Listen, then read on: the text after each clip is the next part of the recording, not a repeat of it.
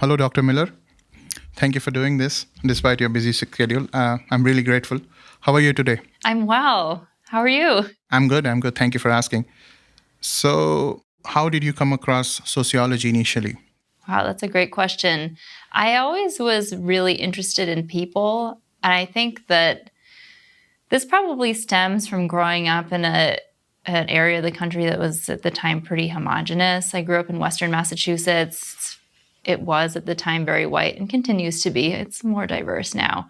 But I had uncles who lived in New York, and we would come and visit them. And I think I really liked being surrounded by so much more diversity. And I think even as a young person, I thought about, what is it like for all these different people to share space? And I remember actually when I was a senior in high school, I was in the library and I was sitting with one of my little friends and we were looking at lists of majors at different colleges. And I saw sociology and I turned to her and I was like, what's sociology? And she said, I think it's a study of people and society. And I was like, that sounds really cool. So that was really my initial introduction to sociology. And I took a sociology class as an undergrad. I actually didn't do that well in it, but I did discover that I loved it. And that was the beginning. Did you have anything like during your childhood or your formative years that kind of drew you towards sociology, would you say? I think about this actually often. So, my mom's brother is gay, and I also grew up in Western Mass. There's a really large lesbian population, and my parents always taught me that being gay is okay. And I think, even though aside from my uncle and just like general people in the community, I wasn't surrounded by a lot of people who are gay. It kind of my parents demonstrated that tolerance is important and inclusivity is important. And I think that was really kind of my initial introduction into thinking about like diversity and inclusion. And that, I guess, obviously like fits in really well with sociology. So my parents really socialized me in a way to care about diversity and people who were different than me, even if I wasn't surrounded by a whole lot of diversity.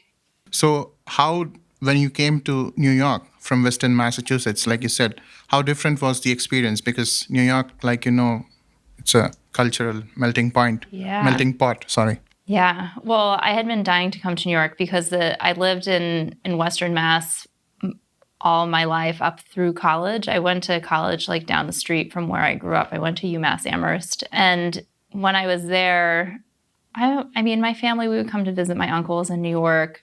But also I'd like go on like day trips with friends to New York. And I was like, this is a place I really want to be. My last semester of college I spent in Spain. I had been studying Spanish for years and never really learned how to speak it well. So I was like, oh, I have to, bite the bullet and go and actually learn how to speak this language. And I think that was actually kind of a good segue into moving from this place that I'd been in my whole life to moving to New York because it got me way out of my comfort zone. And then I was surrounded by people who were culturally pretty distinct from me, and I really had to learn how to adapt. And then when I moved to New York, which was like, I think I spent the summer in Western Mass, like after I came back, and then I moved to New York in August. And it didn't really feel like a transition, to be honest, which is kind of strange to say because New York is so different from where I had been used to living, but I think I was just so excited to experience it. And like, I still, even after 17 years of living in New York City, I still get really excited about going and exploring different neighborhoods and trying different foods and just like kind of immersing yourself in like, I don't know, a place that's not the US in the US. Because you said something like this, I wanted to add that when linguists can't find speakers of rare and endangered languages in their original countries, they ask around in New York City neighborhoods. So there's someone who said on Reddit that they went on a Nepalese language tour of Jackson Park with the Endangered Language Alliance, and there they saw a bunch of hyperlocal cultural associations hiding in plain sight. So they say that this is true for dialects of Ladino as well. I don't know if I'm pronouncing it right, that were nearly erased from Greece and Italy and more countries during the Holocaust. So I think New York, you make a great point that you have the world is in a entire city. It's fit into an entire city. So what do you think about New York in general? What are your thoughts on New York? Oh, in that regard, that's a great question. I mean, I personally think it's really fun. Everybody's different. Not everyone wants to try things that are new to them. But for me, I think I really thrive on trying things that are new. I don't know, there's just so much to experience and so little time. Like, I'll be dead someday. And I want to experience as much of the social world as I can. And I think a lot of that involves understanding people whose lives are different than mine. You can find that everywhere in every like pocket and corner of New York, trying foods that I've never seen before, hearing languages that are totally new for me. It's actually like cool, like after living in New York for so long, even though I can't speak any other languages besides English and Spanish, I can identify languages because I know how they sound now, right? Which is kind of cool. I would have never developed that kind of skill continuing to live in Western Mass, which I love Western Mass. It's a great place, but it's just different. So, the reason I ask you about New York is your dissertation is titled The Other Tribeca: Immigrant Work and Incorporation Amid Affluence. Firstly, let me ask you, what was the path to earning a PhD for you? So I decided that I wanted to get a PhD, I think because I grew up in a college town area, and a lot of the people who were sort of the quote unquote like most respected people in the community were college professors. So I don't think when I was in college, I was like, I want to get a PhD for a particular reason that's important to me. I think I was like, I want to get a PhD so I can get a PhD, which I think that's not really a great idea. And I would not suggest that anyone do that. And I think I got really lucky in being able to get the PhD and get a job that I'm really happy with it. But yeah, I think it was just sort of socialization, right? That I was surrounded by people where like, this is what they did for work. And so that planted the seed in my mind. And then the process of getting into my PhD program, I got lucky with that too, actually. So the first sociology class that I took, which I told you I didn't do that well in, it was a big class. UMass Amherst has really large classes, especially for introductory level courses. And the professor who taught that class, she actually used an assignment I had written for the class as what not to do. And she showed it to the whole class. I mean, she redacted my name, but I would never do that to my students because I think that's like really traumatic. I guess I did okay. I like bounced back from that okay. But she was not the kind of person where I would have approached and been like, hey, I'm really interested in sociology. Can I work with you on something? But I think it must have been my junior year of college. She was the person I was supposed to go to for advising. And I was like, well, whatever. She has no idea who I am. She doesn't remember that she used my paper as an example of a bad paper in front of the whole class. So I was like, I'll just go to her for advising and ask her about graduate school. So I went, and of course, she didn't know me from a hole in the wall, which has worked out well. And I was like, I want to go to grad school. I think I told her I wanted to get a master's degree because I thought that you go like, undergrad, master's, PhD. And she's all like, well, why don't you do a PhD? My interest had developed into being really interested in immigration, and her background was immigration. And I think that's why she wanted to work with me. And she's like, if you want to go to graduate school, you need to do some sort of like capstone or thesis project. And at UMass, there wasn't that structure for the sociology program. So we just did an independent study. And that was great. She introduced me into how to do research. I did a qualitative study where I interviewed people, and then I wrote up my little thesis. And I included that in my application to graduate schools. Yeah, so she was really instrumental in getting me into my PhD program. I'm grateful for her. So it was kind of interesting how it went from me being like a maybe not so great student to developing this relationship with her and being able to get into graduate school. Just for our listeners who don't know what Tribeca is, where Tribeca is, and what exactly happens in Tribeca, can you introduce Tribeca, and then can you just speak a little bit about your work? Sure. Do you want some background about how I ended up doing work in Tribeca? So Tribeca is a neighborhood in Lower Manhattan. It historically, until like the 1960s, was mostly industrial. So there's a lot of big spaces like buildings, warehouse buildings and whatnot in Tribeca. But in the In the 1950s, there were a lot of artists who were taking advantage of like the big warehouse type spaces in Soho, and they were starting to get priced out of that area, and they started moving into Tribeca. And at the same time, that's sort of when like the Washington Market had been moving out of Tribeca. So artists kind of moved in, and with creative types comes gentrification. But there had to be rezoning to a lot of the area to make it residential. But it started in the 60s, 70s, maybe early 80s with kind of creative types and middle income people. And then starting in the 80s, you started seeing more like white collar professionals, like especially because of the proximity to Wall Street moving in. So it's like a little bit of the history of the neighborhood. What's kind of interesting about it is you don't really like stumble upon Tribeca. I've noticed this since I've stopped working there and going there. You really have to go there with a purpose. So it makes it so the neighborhood is kind of quiet. Even though there are a bunch of subway lines that run through Tribeca, there aren't really things that bring in outsiders to the neighborhood that much. Borough of Manhattan Community College is there. There's there are a couple of big office buildings, like, I don't know if it's still the Travelers building, but it's kind of quiet as far as Manhattan neighborhoods go.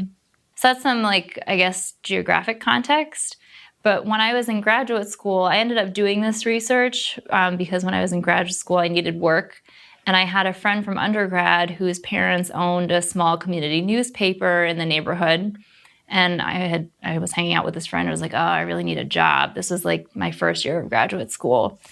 And she went home and told her mom, hey, I have this friend. She like needs a job. And I don't think she was telling her mom like, hey, give her a job.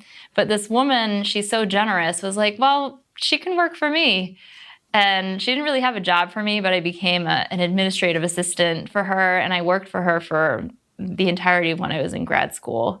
So I was there for like 7 years. But while I was there, I was kind of I had to be seeking out some sort of project for my dissertation. And I was like, well, I spent a lot of time in Tribeca. I also had started teaching at Borough of Manhattan Community College, so I was there a lot.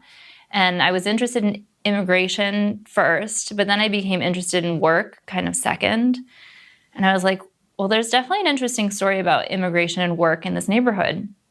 Tribeca is largely, compared to the rest of the city, it's largely white, although it's more diverse than many other parts of the country, but it's compared to the city, it's really white.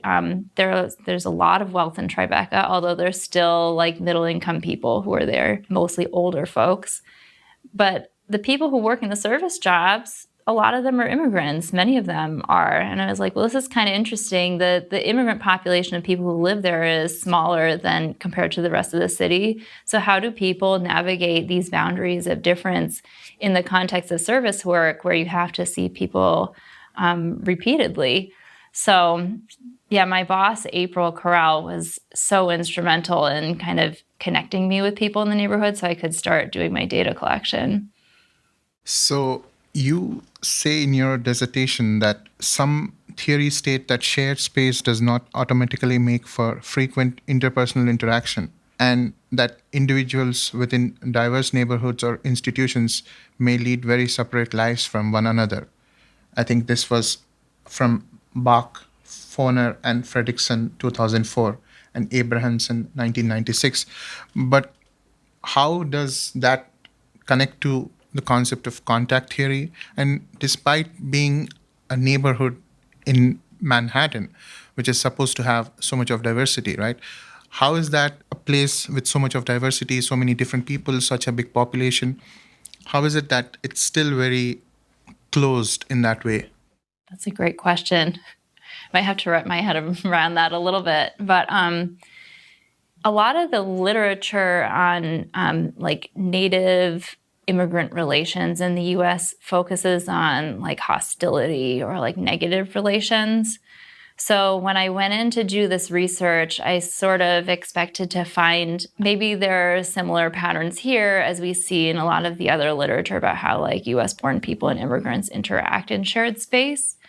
But what I found is that context is so incredibly important in shaping people's perceptions of the space, their perceptions of others, their interactions with one another, and so on. So yeah, there's a lot of contact that's happening in the neighborhood between immigrants who work in service jobs.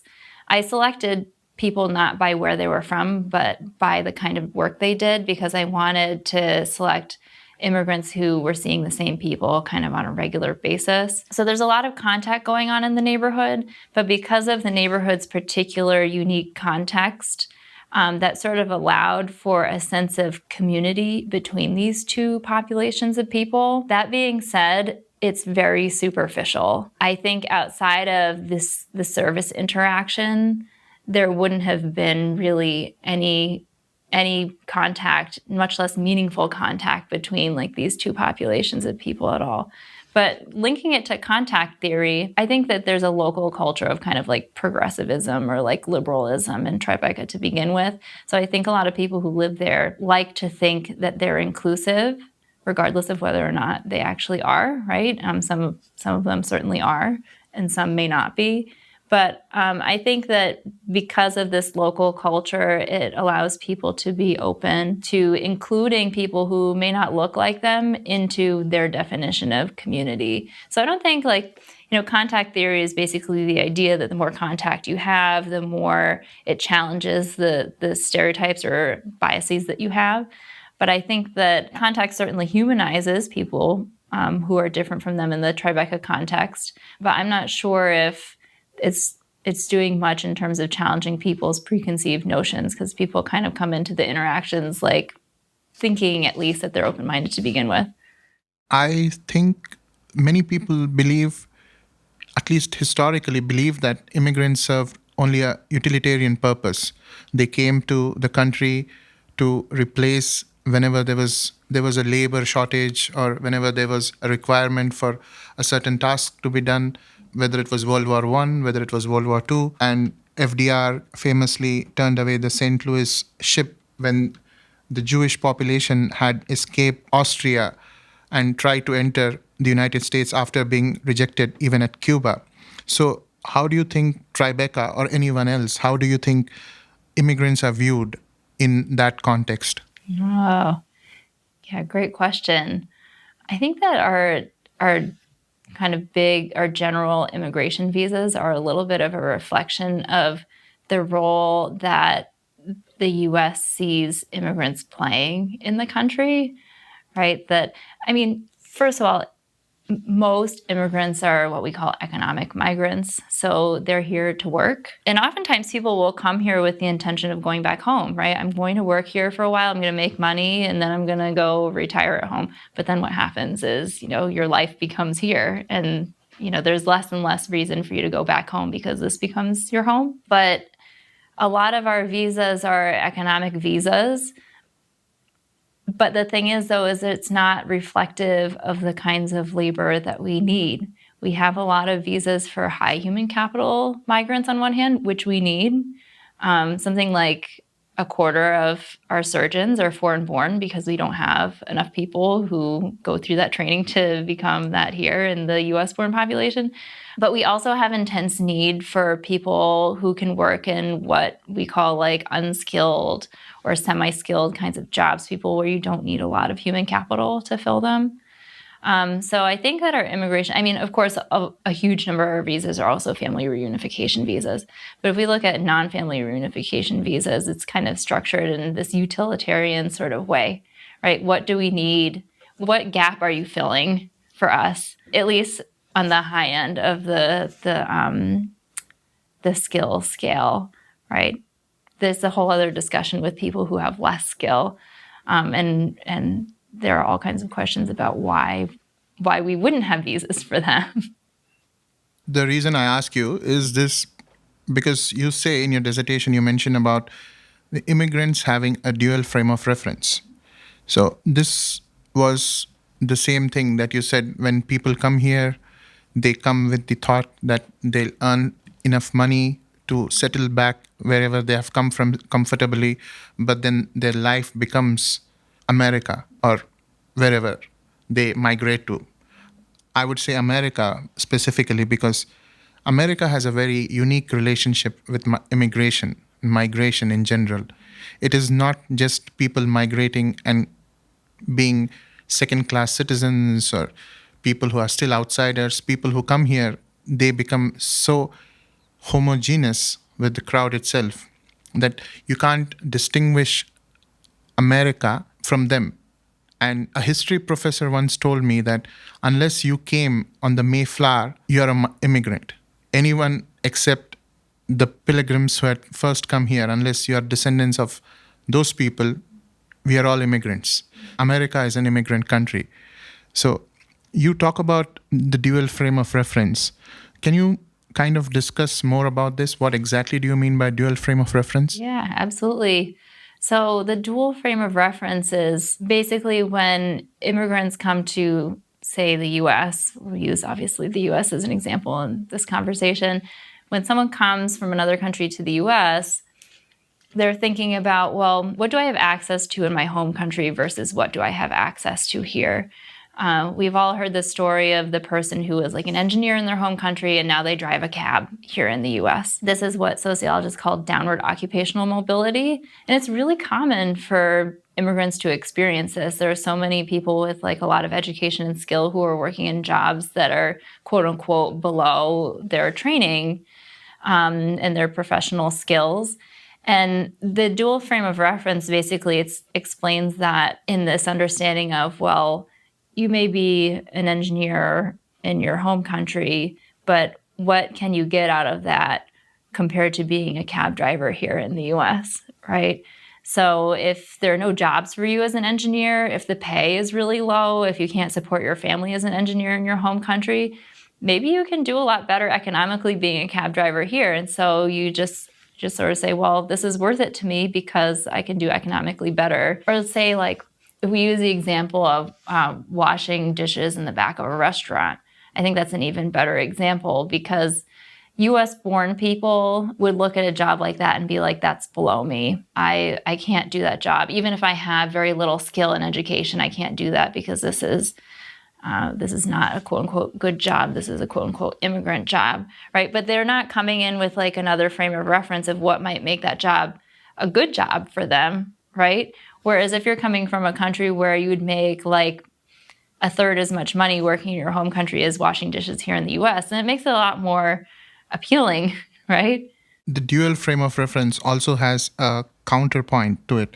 When people go back to their home countries just to visit or even moving back there permanently, they experience this disconnect.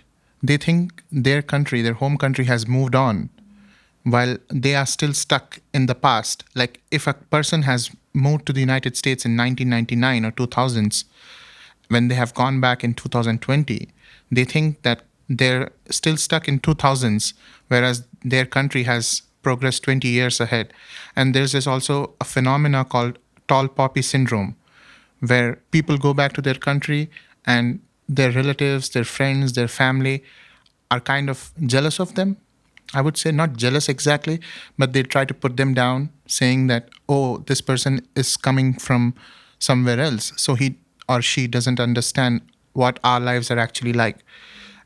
And what happens with immigrants then is they feel we don't belong here, neither there. So we are stateless or countryless people who have no home.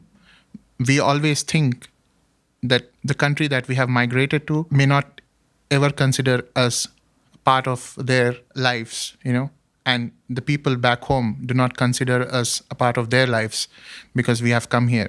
So the dual frame of reference has this counterpoint. So that's something that I just wanted to add. And my experience coming here itself, learning and unlearning things, I would tell you that in India, you drive on the other side of the road. Exactly, it reverse from what we drive here. We follow the British driving style.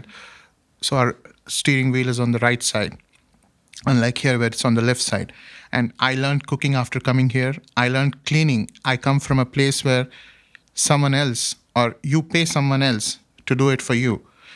You're not doing it to insult them, or you're not trying to do it to show them down, but you're giving them employment, and people ask that they would like to clean and I would like to tell you that if there are people who don't work in sanitation, whether here or anywhere else in the world would collapse. They're as important, if not more, than doctors and nurses and people who keep us safe every single day. When I came here, I always also thought that the system was different. The world looked different. You greeted people you didn't know.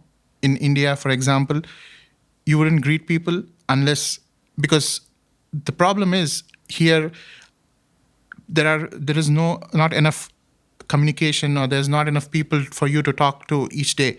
But in places like India, if you just sit outside your house, it's safe to sit outside your house, by the way, if at all you're sitting even in the major cities, except probably in Delhi or somewhere, New Delhi or somewhere. If you sit outside your house just waiting, you'll have passers-by, you'll have neighbors come and speak to you for hours together. So I think that kind of social cohesion is there in India as compared to America. And that's why people here have built that concept of greeting each other, greeting strangers even when they see them on the streets, because they feel that we need to build some sort of relationship that wouldn't exist. So I thought it was a really great experience coming here, but there was a lot of learning and unlearning that I did. Would you also say you learned a lot and unlearned a lot when you were doing your dissertation work? I think so. I certainly learned a lot. Absolutely. I think a lot of what I was learning really was academic, and I was learning a lot in terms of what it means to do research. But actually, as you were talking, it made me think about when I spent my last semester of college in Spain, right? Like going and spending all of your time with people who are from a different culture from you. It really helps you understand who you are culturally, because if you're always surrounded by people who are similar to you, you never really think about what makes you like ethnic or different or unique in the global community. I think when I was doing my research, at that point, I had been living in New York for some time. I think at least when I started doing my research, I had been living in New York maybe 6 or 7 years at that point. Maybe a little bit less. So I was really used to being around people who were very different from me, who do things differently and so on. I learned a lot from speaking with people one-on-one. I think it's rare that you have a chance to get to sit down with someone who you really don't know and hear their life story and hear their perspectives. And that helped me grow, I think, in a lot of ways. You mentioned about interviews and the interviews that you had to do with the residents and everyone else in the neighborhood. So I don't want to get too much into this aspect of our conversation because it's a touchy subject. But they all talk about how 9/11 changed the makeup of the neighborhood. And there's a distinction among the residents and the group of people who moved to Tribeca after the event and some who were residents much before 9/11.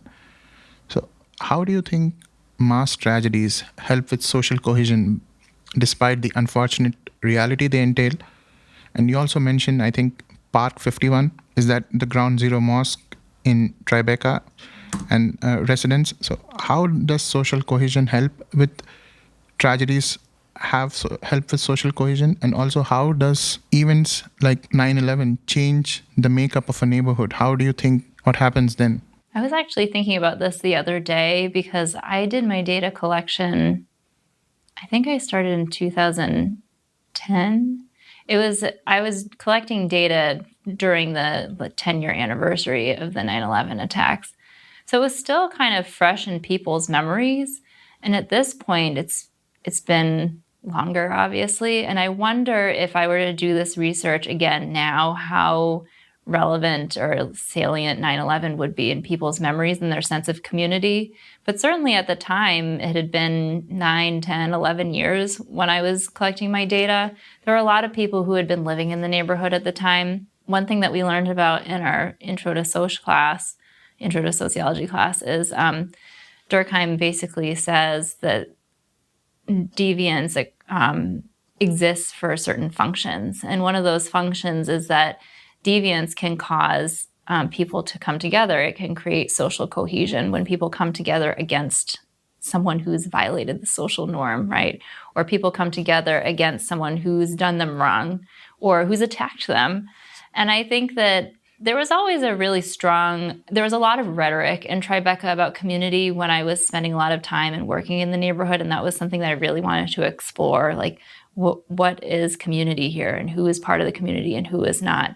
And I think that concept of community for people who live there exists before 9/11, but I certainly think that the 9/11 attacks, I think it's certainly for the people who lived through it and were in the neighborhood at the time, strengthened their sense of community there and their connections with one another, because they were against someone who had attacked them like where they live. I asked you about Park 51, the Ground Zero Mosque in Tribeca. What is the story behind that? Yeah, that's a great question. I actually have to go back in the depths of my memory for this one. But I remember Park 51, I think, was either in the planning phase or it may have opened when I was working for the community newspaper. And I think there are certainly people in the neighborhood who didn't have any problem with this establishment, this like religious institution opening. I can't remember if it was in Tribeca or like right next to Tribeca. It was downtown, like either in or very close to the neighborhood. And there are a lot of people who didn't have much opinion on it at all, or were in support of it. But I think that there was also some backlash against it. I think that some people felt like this was symbolic of, I don't know, or they felt like a mosque didn't belong in the neighborhood that had been attacked by Islamic extremists.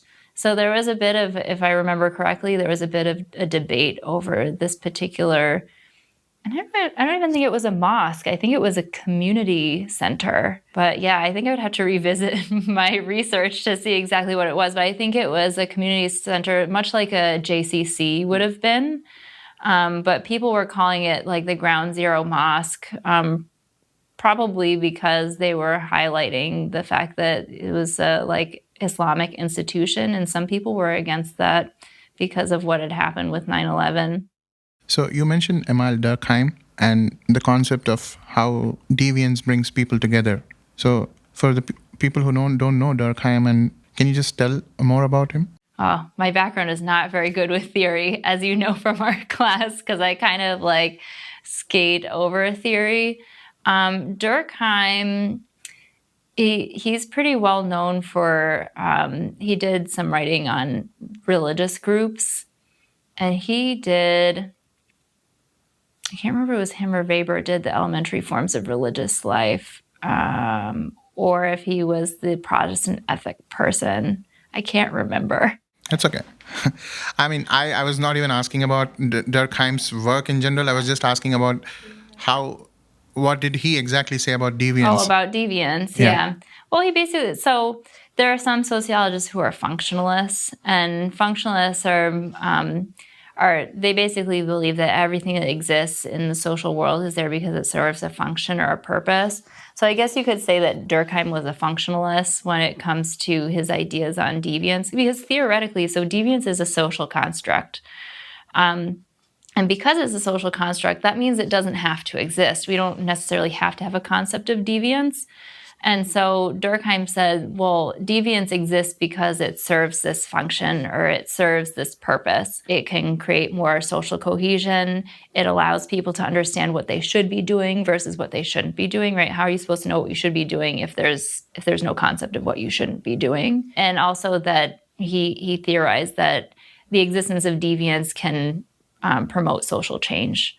I think that the changes in our drug laws related to cannabis, for example, are a good illustration of this, that when we started to see more and more people incarcerated or having criminal records for nonviolent drug offenses, it caused us as a society to question, like, is this really fair? Does this make sense? So that would be kind of an example of Durkheim's theory in real life. So you talk about deviance a lot in the class as well, because deviance serves a purpose, and deviance obviously is an exciting topic for most, because there are no stories without some sort of a conflicting point, and deviance serves as a conflicting point in most stories or most movies or most TV shows, or even podcasts nowadays have these true crime there are true crime podcasts. I don't know if you listen to them, but they're so popular. Yeah. So deviance does serve a purpose. But then deviance also has, obviously, deviance is a dark aspect of the human condition. Do you think the racism is some sort of deviance? Yeah, that's a great question. I mean, from a sociological definition, deviance is a deviation from the norm.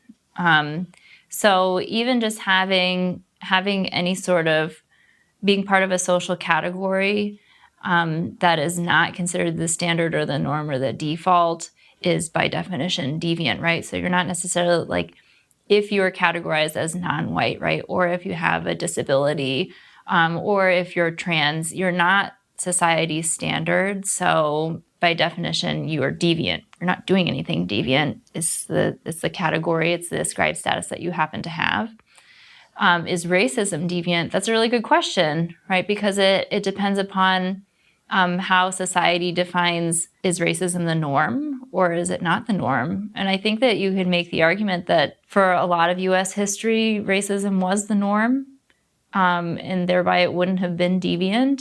I think even today in the US, there's so much racism that's built into our social institutions and the way society works that is part of the norm of the functioning of at least our social institutions. And then it becomes really subjective, right? Because then you look at the outcomes and people have strong feelings about the outcomes of institutional racism. So I guess it depends upon your perspective if racism is deviant or not.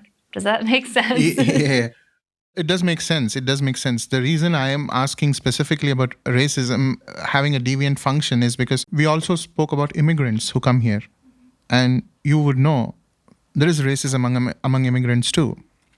It's not something, for example, Hitler didn't invent anti-Semitism, right?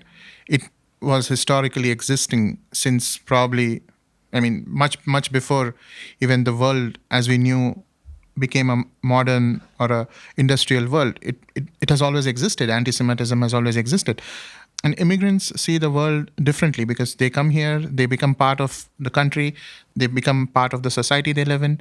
But then they also have these biases and these prejudices that they never grow out of.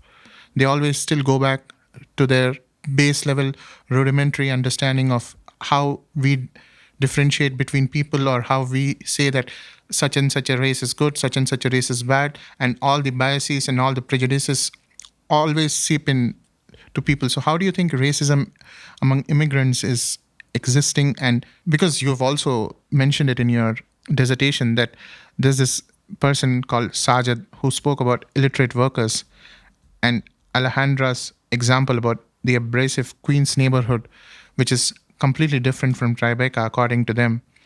They said that Queens had more of littered streets and unkempt surroundings, whereas Tribeca was much cleaner. So how do you think racism among immigrants exists, and how do you think what role does it play in society? That's a great question. It's so interesting too. So no matter where anyone comes from, they're always coming from a society where there's some sort of social hierarchy of any kind. And actually, race is very different from one society to the next. And because race is a social construct, theoretically, you could have a society that has no race. But I think we'd be hard pressed to find one at this point. They're out there somewhere, but they're probably pretty isolated because as we become more globalized, but especially more Americanized, the concept of race is pretty much everywhere. But at the very least, I think it would be pretty safe to say that most, if not all societies, at least have a concept of like an ethnic social hierarchy, even though race and ethnicity are different, right? So you already have like a basis where everyone has a concept of, people who are quote unquote better, or people who are like cleaner, or people who have more power, more privilege, more opportunity, and people who have less. So you take that from where you come from, and then you arrive in a new society where the social hierarchies are different, but it's not totally alien or foreign to people who are arriving here for the first time. And there's this sociological phenomenon called social distancing. No one wants to be on the bottom. So if you're an immigrant, I don't want to say no matter where you're from, because the meanings that Americans give to people from different parts of the world can be very different. But for many immigrants who come here, they know as immigrants that's going to place them closer to the bottom than maybe closer to the top. And no one wants to be on the bottom. So immigrants engage in this thing that sociologists call social distancing. They're trying to distinguish themselves from the people that they learn pretty fast are on the bottom of the US racial hierarchy. So that's Black Americans, that's like US born Hispanics, like especially like Puerto Ricans, right? Because Puerto Ricans have been in the US for several generations, like in large numbers at this point. For example, if someone came from the Caribbean or came from like West Africa and they are categorized as Black in the US, sometimes they'll capitalize on their accent, right? Because when you open your mouth and you start to speak and you don't sound like someone who is like US born African American, that distances you from this group that's so stigmatized. So there's a lot of, I think that people pick up on social hierarchies where they go pretty fast generally. And because race is such a salient way, it's like one of the major ways that we're stratified. I think that people learn that pretty early on and internalize it. You speak about Western African people having a problem with code switching. I don't know if that's the word. So when they code switch, like immigrants, when they code switch, they're not trying to, they're doing it for two reasons, essentially. They're doing it because they don't want to sound foreign first. And the other thing is, when I came here first, the way I was speaking, no one understood what I was trying to tell. And it was much difficult because of the mask, because I came during COVID. So I think code switching serves an important purpose, but code switching also kind of builds you into the society. It kind of connects you to the people around you, right? Because you want to speak their language. You want to dress like how they dress. You don't want to look like an outlier. You don't want to look like you don't want to stick out like a sore thumb. So I think that's the reason why, whether it's the social distancing aspect of it, whether it's code switching aspect of it. Code switching, of course, is a much smaller problem, but a much smaller phenomena compared to social distancing, because with social distancing, you're essentially saying that you want to distance from where you know you have come from. You want to distinguish, you want to have this divergence of saying that I've made it, you didn't. You're telling something to people back home, or you have come here, act like them, or you don't want to be that person. I think there's a pejorative, I don't know, it's called fresh off the boat. So you don't want to look like a fresh off the boat person. So people do code switching and people do that social distancing aspect. So you don't want to sound like a tourist. And a lot of people believe that they don't want to become tourists, but they don't realize that you're just a non-tourist in only one city, and that's the city where you live in. Everywhere else, you're a tourist. Even if you go to New Jersey, for example, even if you go to Princeton, New Jersey, or Rutgers, wherever, or even Connecticut right now, because we are on the border of Connecticut, you are a tourist. You don't, other than the city that you live in, other than the neighborhood that you live in, you're a tourist everywhere else. Even in the 5 boroughs. Yeah. Would you not say that? Absolutely. I'm definitely a tourist when I go like exploring other neighborhoods, right? Right. Absolutely. Right. I mean, I understand, because people don't want to be left out and they don't want to stick out like a sore thumb. And that brings us to the concept of gentrification. So what are the potential negative impacts of gentrification or even hypergentrification? That's something that you allude to in your dissertation? Oh, yeah. Great question. Oh, what did I talk about in my dissertation about this? You don't have to. I mean, even with your just general thoughts on gentrification and hypergentrification. Well, thinking about my dissertation, what I remember from what I wrote is this. I definitely think Tribeca is a pretty good example of like a hyper-gentrified neighborhood. I mean, it went from being industrial and commercial to kind of an artist's neighborhood to this like much wealthier neighborhood. It's really caused a rift, like a social rift between the people who live there. That's what I gathered, because I also interviewed people who lived in the neighborhood. And so despite all of this rhetoric about Tribeca being a community, long-term, more middle-income people and the newer, wealthier people have little in common. And there's not, as far as I could tell, a lot of open hostility, but there's a lot of kind of stereotyping of one another and I think misunderstandings of one another. And there really isn't a sense of community between them. So I think that this kind of like hypergentrification can cause, I don't want to say social rifts, because there wasn't like a cohesive social community to begin with between these two groups, but it can make it harder for people to connect because you're sort of, each side is demonizing the other. Then, just moving on to your approach to your PhD itself, Soren Kierkegaard said, subjectivity is truth. The great philosopher, he said, subjectivity is the truth. But they also say numbers don't lie. How difficult was the qualitative approach, and why did you choose this over the quantitative approach? Oh, great question. So I went qualitative because I'm terrible with numbers. I had to take quantitative research classes.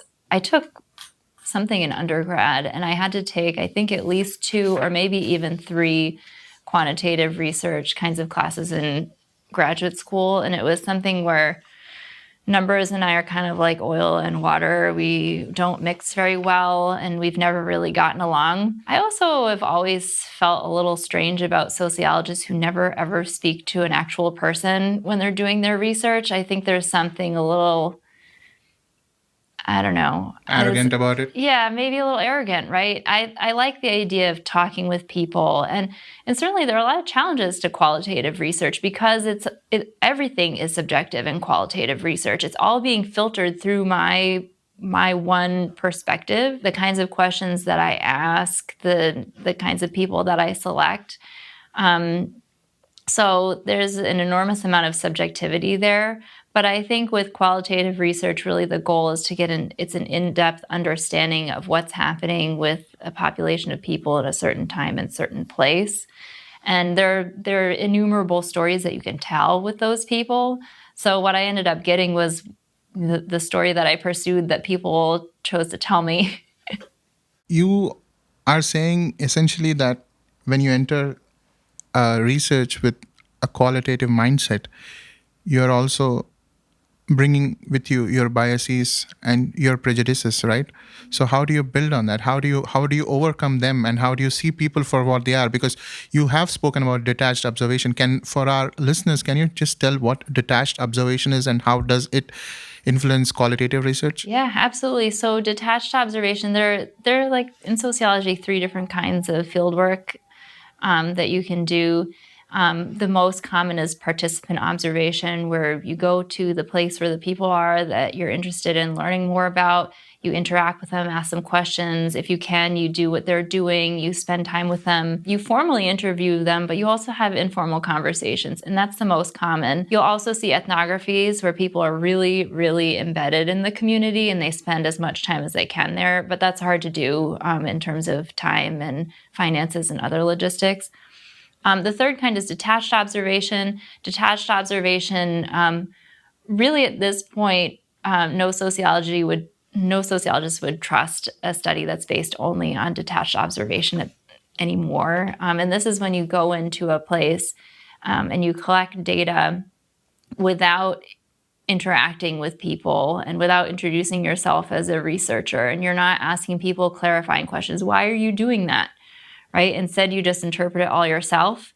So the benefit of detached observation is because you're sort of like a fly on the wall. You're most likely to be seeing people's real natural behaviors and hearing, the real things that they're saying, because you're not interfering as the researcher. So people aren't changing what they're doing because of your presence. But then the drawback and the risk is that you will misinterpret what people are doing. And that risk is so great that sociologists just don't, as far as I'm aware, don't do detached observation as their only approach to their research anymore. The concept of being a wallflower and seeing people from a distance, it kind of releases you from you're only seeing it from an audience perspective, right? You're seeing it from of course you're doing note taking in your head or even doing the field notes as such, but how do you see, because qualitative study is a complex process, right? Because you're not having, like you said, you don't have the support of numbers, you don't have the support of statistics, you don't have the support of any kind of science to back your claims. Briefly, can you just say how do you build a qualitative case? Yeah. Well, I think so in some sciences, people work in research teams. Like this is probably a lot more common than working alone. In sociology, there are people who do research in teams, especially if you've got like a principal investigator and they've got a bunch of graduate students working for them.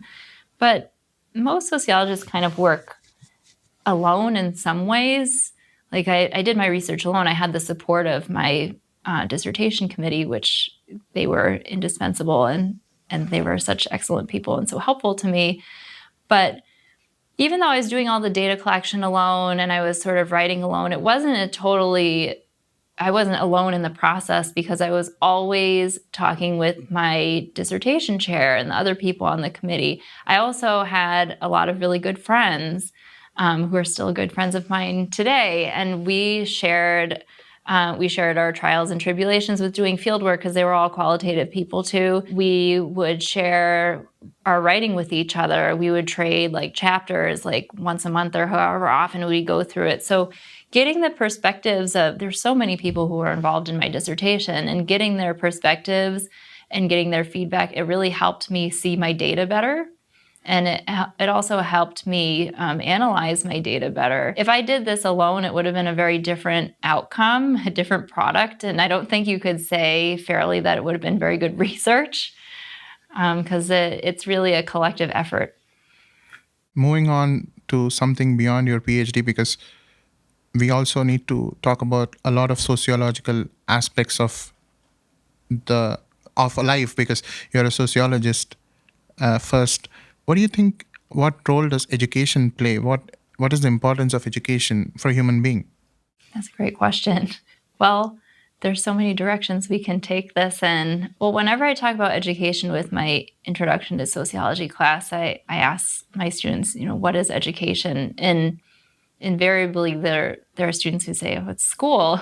And of course, in the US context, people are going to think of school when they think of education. And we talk about how, although in that class, I focus on the institution of the school and the social problems that come along with it. But I always remind them that the vast majority of our education comes from outside of the institution of school.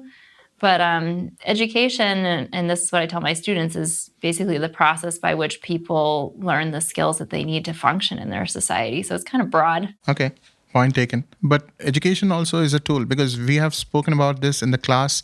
Education is a tool in achieving upward social mobility. Even for the most optimistic person, without education, even they won't say that there is a life or there is some sort of, because our society is constructed in a way that without education, some sort of education, you're not going to make it very far. Probably there are going to be outliers, people, they're going to say that they're going to be dropouts and people, but whenever they talk about dropouts, they don't talk about the other part. They dropped out from Harvard, they dropped out from Stanford, they dropped out from a big school. They made it there and then dropped out. Of course, I'm not saying that all the successful people in the world have had some sort of education, but it does help. And being an educator yourself, how do you think education, how does it serve the purpose of achieving upward social mobility? I think about this a lot, teaching at a community college. I think any college can offer people the opportunity to move up the social class ladder. So longitudinal research does show that every year of school that someone completes, their lifetime earnings goes up. And whenever you complete a degree, there's like a bigger jump in earnings. So even going to college for a couple of years and then dropping out, you'll make more than if you didn't go before. So there is a direct positive connection between education and earnings. But I think community colleges are especially key in upward mobility for people, because as open institutions where anybody can go, you're going to be getting a lot, and low cost education too. You're going to be getting a lot of people for whom getting an education will make a bigger difference for them in the course of their life than people who might be like a traditional, like upper middle class person whose parents have a college education. So community colleges have a really important role when it comes to upward mobility. Your curriculum says that you have worked in different schools in different places, some CUNY schools, some of State University of New York schools. So how do you think, what is the difference between the atmosphere in a community college versus the atmosphere in a four-year college? Great question. I started teaching at Brooklyn College my second year of grad school, and I was 23, which is so funny for me to think about because I was basically my students' age. And I taught at Brooklyn College for a long time, and then maybe a few years, and I started teaching at BMCC too. I taught at Lehman College for a year, And then I came here to Westchester Community College. There are some differences, I guess, between teaching at the community colleges versus the four-year schools. But to be honest, maybe it's because I was teaching at CUNY and then I came here to WCC. I see more similarities than differences. Maybe at Brooklyn College, maybe I saw more college preparedness amongst my students than I did and do at the community colleges. But at the same time, I have had very excellent students at the community colleges too, who I've had many students who have produced very high quality college level work, while I've also had students who've struggled because they've been underserved. I think I also saw that at Brooklyn College and Lehman also. But the demographics at CUNY and the demographics at WCC in all kinds of ways are very parallel. So when I started to teach full-time here at WCC, I almost felt like there was no adjustment for me when it came to being in the classroom with students. So you like teaching here, right? Oh yeah, absolutely. I love it. Just a joke. Bringing us back to the topic of education itself, because you say that a lot of people in America use education as a means to achieving something, get a degree and moving on with their life. Some people don't even work in the same field as they've earned a degree in, right? So education, I would say there are two things. It's also about the journey and the destination. And a degree without common sense, I think, doesn't mean anything, right? Because a lot of people think all we need to do is get an A or a B plus or whatever it is they want to earn, and then just get a degree and move on.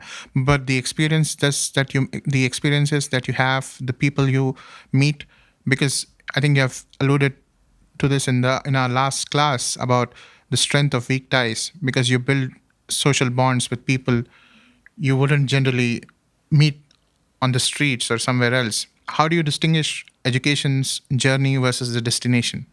Yeah. Ooh. I think that I've had students who really know why they're here, why they're at Westchester Community College, and they have their destination in mind. So they know where they're going. But I've also, and I was one of these students, I've also had many, many, many students, probably more students, who don't really know why they're here. And that's where I started when I was 18 and I went to college. It was like, well, I'm here because this is what people do, or this is the expectation of me. And what do I do with this? So I sort of floundered in that position. And I've seen many students flounder when they don't really have an idea of their destination. But I think that there are a lot of benefits to a liberal arts education and being forced to take lots of different kinds of classes, because it allows you to explore things that maybe you haven't had exposure to before. And some of that floundering is really okay, because you may not do well in some things that you don't kind of click with or you don't have much of an interest in at first, but then you could stumble upon something that you really love. And that's kind of what happened with me in sociology, is like, I sort of had a very rudimentary understanding of maybe what it was. And I didn't do super great in that first class, but it sparked my interest enough where I kept taking the classes. And it was something that I discovered I really enjoyed that I had no exposure to before. And it gave me my destination, I guess. Yeah, it did. But education also brings with it dark facets. People think that people who are uneducated are beneath them. And education also brings with it some sort of myopia. People have this short-sighted approach. They think that they are beyond reproach. Sorry, the words rhyme there. But myopia also comes as a function of whether it's education or upward social mobility in some way, shape, or form. People believe that once they become better than others, they don't owe anything to their past, or people who are still stuck in their past, so to speak. So, educational myopia, do you think has any social function? Because people who, it also ties back to the topic of immigrants having this concept of social distancing. When they want to move on from their past, they don't want to be associated with a fresh off the boat identity that they would have had if they didn't acclimatize or become a part of the society they have moved to. So my question is, without having this long, winding, rambling approach, is education brings with it myopia. Do you think the myopia or the biases that it brings Does it have a social function, or does it just become a part of who the person is because they just want to be an a-hole to people who are uneducated or undereducated or not on their level? Yeah, that's a great question. I can't think of any function, right? What's the function or purpose, or why would people be like this? There's so much elitism, especially in higher ed. And that was something that I was really trying to avoid in looking for a job, specifically at a community college. And actually, when I was on the job market, I applied to a couple postdocs. I might have applied to one or two four-year schools, but I was applying almost exclusively to community colleges because I was like, I did enjoy doing my research. It was a good experience. I learned a lot, but I didn't see it as something that I really wanted to continue to do. But I really loved teaching, and so that was what I wanted to pursue. And remember, I was coming from a sociology PhD program. And sociologists, maybe more than people in other disciplines, should understand the social inequities in higher ed and how important community colleges are. But even when some faculty in my PhD program got wind of the fact that I wanted to move on to teach at a community college and I wasn't aiming for four-year schools, there was some pressure from some folks to apply to four-year schools. And actually people some faculty who had never paid any attention to me started sending me job listings.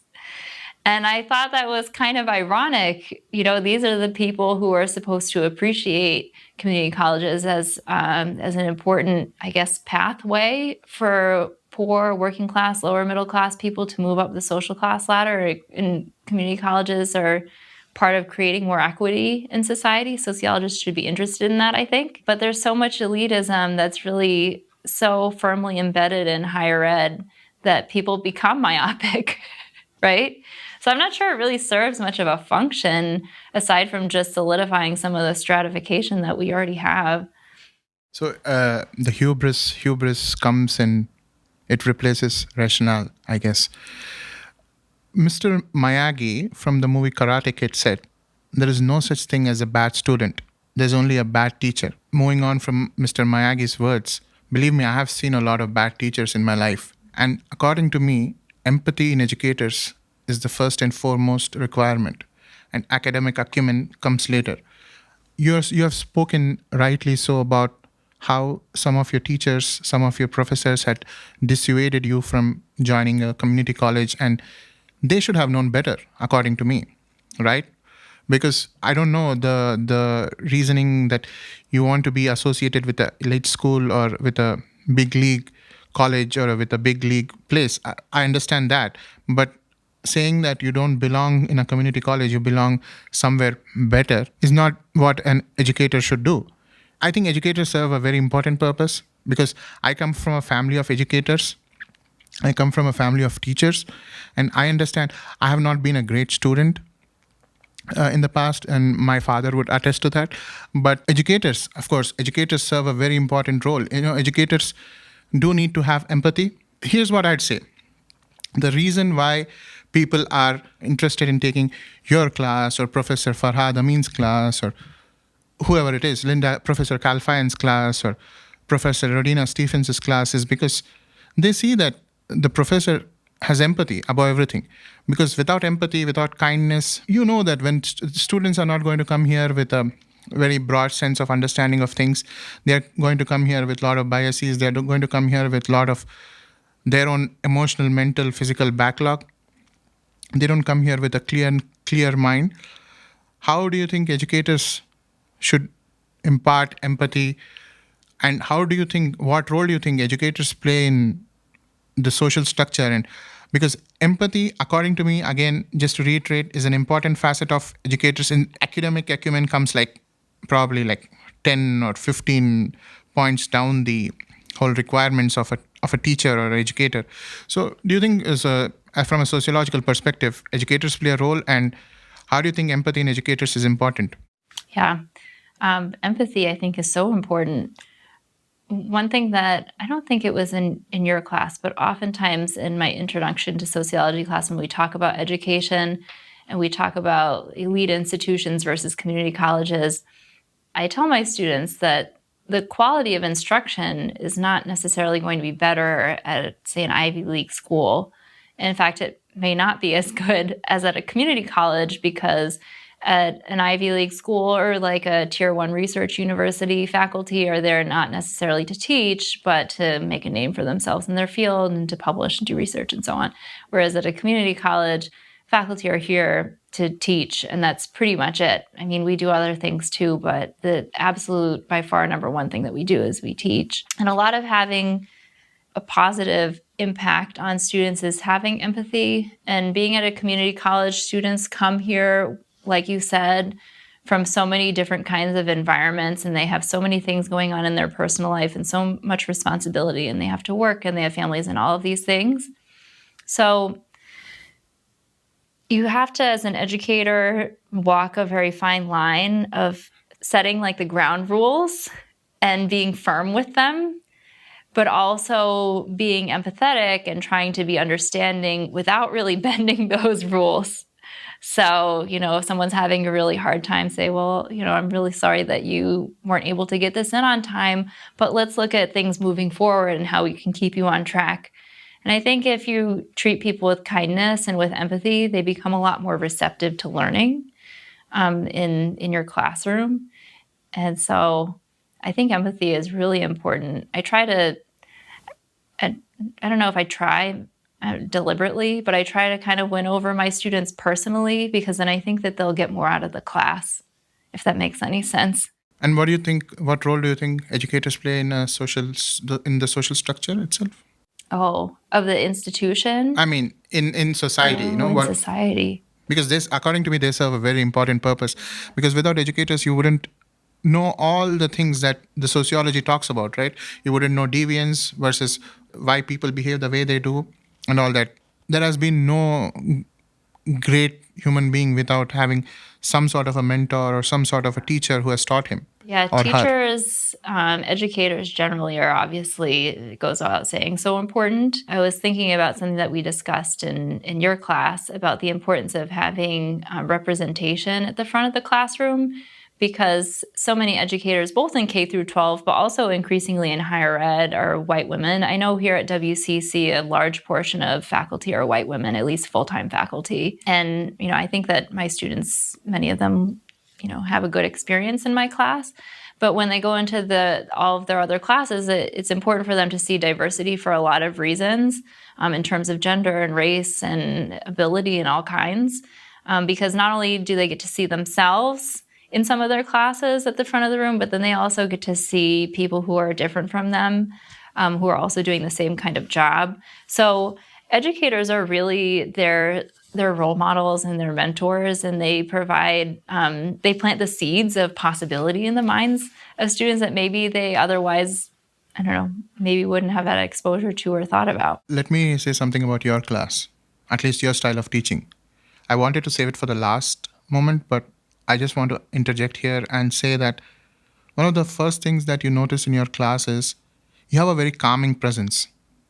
So when you don't want to be bombarded at 9 a.m. in the morning with someone who's loud, who's yelling, or someone who's trying to talk about assignments, talk about exams, or bring more anxiety to an anxious mind. So I think you bring that calmness into the class. But like you said, while having this calming presence, you're also firm in the way you...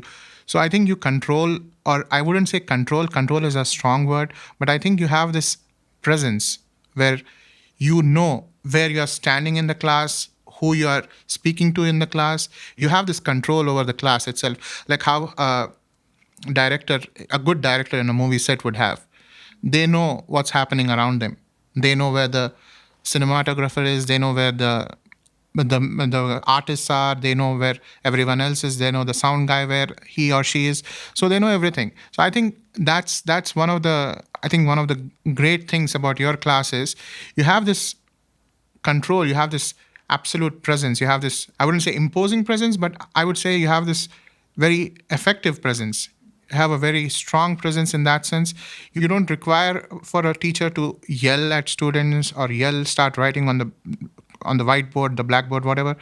You need teachers to be more approachable. You need teachers to be more Thank you. someone who listens to students. And I think you do a brilliant job. You do something beyond brilliant. I would say you're an excellent teacher. You are one of the best teachers that I've had in my life, and probably I'll have in my life. I just wanted to add that here. Thank you. It means a lot to hear that.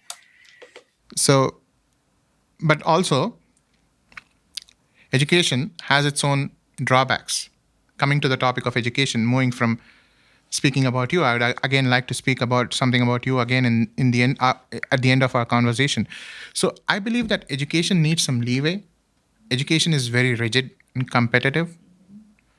So education is where you have to adhere to certain standards of whether it is with respect to the rules that are made in the class itself, whether it is the rules that are required for a person to get a degree, and the 15-week curriculum where people have to be on their toes from the day one till the end of the semester, the 105th day or whatever, however 15th week turns to into 7.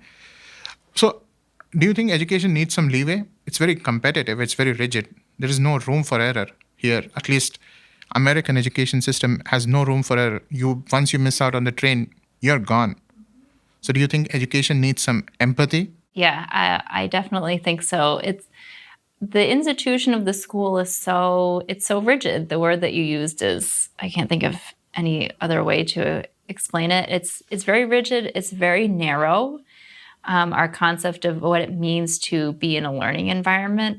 And really, it doesn't work for everybody. It worked for me. I happened to, have like a brain that works well in an environment like that. I was never a stellar student, but I always did well enough to continue to be promoted and so on, and to, I guess, be quote unquote successful in this particular social institution, the way it's structured. But I see so many people, both in my personal life. I have friends who are very intelligent, some of the smartest people that I know, who never completed some of the degrees that they've tried to work on. Or one of my really good friends never, I think she did go to college, but I don't think that she finished. But like, school was always a struggle for some of these people that I know in my personal life. And it doesn't have anything to do with their intelligence. I also see that with my students. I've seen so many students fail my classes, but it's not because they don't have the intellectual ability to be able to do the work. In fact, some of my students who have failed have been some of like the best participants in the classroom, but they, for whatever reason, can't fit these very narrow specifications that we've created. So you do agree that education needs empathy, right? And trust me, just like your friend, this isn't my first time trying to finish a degree too. So this is my second attempt or third attempt, I would say, to trying to finish a degree. And I think day after tomorrow would be a great day for me and to show my parents that I can get something done. So moving on beyond airing my personal grievances, I think role of educators and teachers, they have a role beyond classrooms. So in some sense, for at least for school kids, they play the role of second parents. Is there a term for it in sociology? So there's a term called fictive kin, which is a little bit different, but you could probably broaden it. Like, fictive kin is basically like people who are your quote unquote family members, but they're not blood related. Mm-hmm. Like, I had like an aunt and an uncle when I was growing up that were just my parents' friends. But I think, anyone can become fictive kin if you feel like you have a close relationship to them. Yeah. For some educators become the first mentors for college students. I would consider you a mentor. I consider Professor Amin a mentor because you have taught so many things apart from just beyond the classroom itself, Classroom teaching is, people do it all the time. But being able to connect and understand where a student is coming from, that I believe is the most important role. And educators do play a very important role in teaching beyond classrooms. And I think that's really something that I just wanted to say, to talk about. And finally, about education, teachers are underpaid in America and they're overworked. So how do you solve this? How do you think this problem needs to be addressed, especially in middle America, where there's no incentive for teachers. Yeah. I think about this a lot, and I'm going to sound a little bit like a conspiracy theorist when I say this, but I think that maybe I'm onto something. But I think that the main reason why education generally is so underfunded from kindergarten all the way through higher ed is because there's so much to be gained by people who are in power having an uneducated public. There's the phrase "knowledge is power," and it sounds so contrived, but it's 100% true that knowledge is power. And actually, even in my classes, I impart information to my students, but really what I'm doing is I'm taking the things that they already know and I'm legitimizing it for them. And I think that's very empowering. So solving this problem of education being underfunded or teachers being underpaid, it would have to take a really major cultural change where we'd have to be invested in having a society that is open to shaking up the status quo and the social hierarchy. Because if we had better paid teachers, if WCC had more funding, right? If schools like WCC had better funding, then we'd probably see some pretty major changes. We'd be creating more equity, I think, in society. But there are some people who are in power who are threatened by that. They're afraid of it because it threatens their position.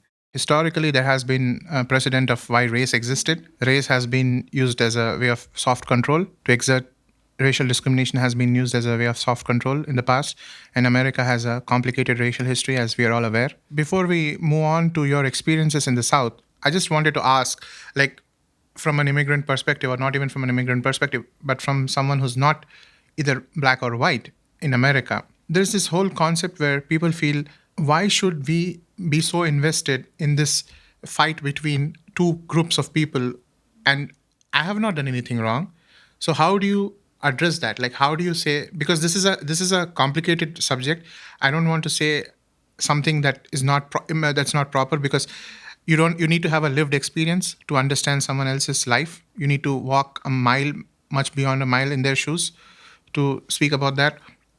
So what do you think about this situation where people think we don't belong to either groups, but we are caught in the crosshairs? I think one thing that people don't realize is that race affects everybody, but in different kinds of ways. This social construction of race. People who are categorized as white especially tend not to think about race because race affects their lives in a way that benefits them. And when things benefit you, you tend not to really notice or take notice of it. When things affect you in a negative sort of way, or if you experience discrimination or violence, or worse, then you're going to definitely notice it more. So if we think about race as this like black-white binary and people who kind of fall in the middle or outside of these two categories, race affects these populations of people just as much as race affects people who are black or white, but just like how black and white experiences are different, if you're categorized as Asian or Hispanic or Latino or this weird category other or indigenous, you're going to have a very distinct a distinct and unique racialized experience.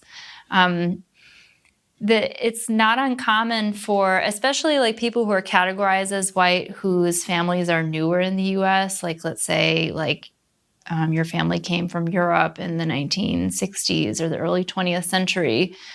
I've seen students in my class say, well, like, my family wasn't here during slavery, so what does this have to do with me? It's like, okay, well, maybe your family wasn't here during this era and didn't directly benefit from this particular institution of slavery or practice of slavery, but you today still benefit from the social construction of whiteness. And that comes out of this era that came before. So you may not have been here, you may not have been directly benefiting from it then, but you do now. And this is... People always want to distance themselves from this very shameful and tragic past, but acknowledging that it's there and acknowledging how we experience it in different ways and how our social experiences are shaped by it in different kinds of ways is kind of empowering, actually, because then you're tackling the problem head on. You've mentioned in the past that you've toured the southern part of America. Can you recollect a few of your experience during your tour? And for the sake of our listeners, can you speak about the journey itself, like the physical journey, like from where did you start and how did you end up going? Sure. Yeah, I'll actually start even further back in the journey to kind of contextualize why I did this tour. I'll talk about two different trips that I took to the South. So I grew up in New England. I mentioned that I grew up in Western Massachusetts. The way we learned about history when I was going to school, like elementary, middle, high school, it was not real US history. There was literally no discussion about slavery in the North. It's so embarrassing to say, but I didn't know that slavery existed in the North until I went to college, because it was basically just sort of presented as this was a Southern institution. Southerners are bad. I think there's like a little bit of like New Englander elitism when it comes to comparing the North to the South, like, oh, we're so much more progressive, we're so much better. But really, like, the Northern institutions and like the Northern economy was just as entwined with slavery. A lot of my like ancestors worked in factories, in textile factories. Even like my grandfather worked in the textile industry. So, that's directly related to the institution of slavery. So anyway, it was spring break maybe 2019, I was like, I want to do a self-guided civil rights tour of the South, because I think I had seen in different places online, like different museums and memorials that addressed like the civil rights history, address like the history of violence and so on in the South, like racial violence. So I started in Atlanta. I'm trying to think about the places that I went to. I started in Atlanta. And there's a civil rights museum there. I think it's relatively new, but I could be wrong. But that was an excellent museum. And what I remember most about it, I think it was at that museum, they had a simulator where you could sort of feel what it may have been like to be one of the participants in the lunch counter sit-ins. So basically what you do is you sit down and you put on headphones and you close your eyes and you put your hands on the lunch counter table. And what happens is you hear like people, it sounds like they're screaming like right in your ear. It feels like people are kicking the stool that you're sitting on. It's really, really powerful. So it makes you really emotional. Like when it was over, it maybe lasted like a minute, 90 seconds. It was pretty short, but they had a box of tissues right there because everyone, including myself, just like ends up crying when it's over. And it really made me think about, how many times have I learned about people who participate in these kinds of protests, but I couldn't really understand what it may have felt like. I still don't know what it feels like because I've never done something like that.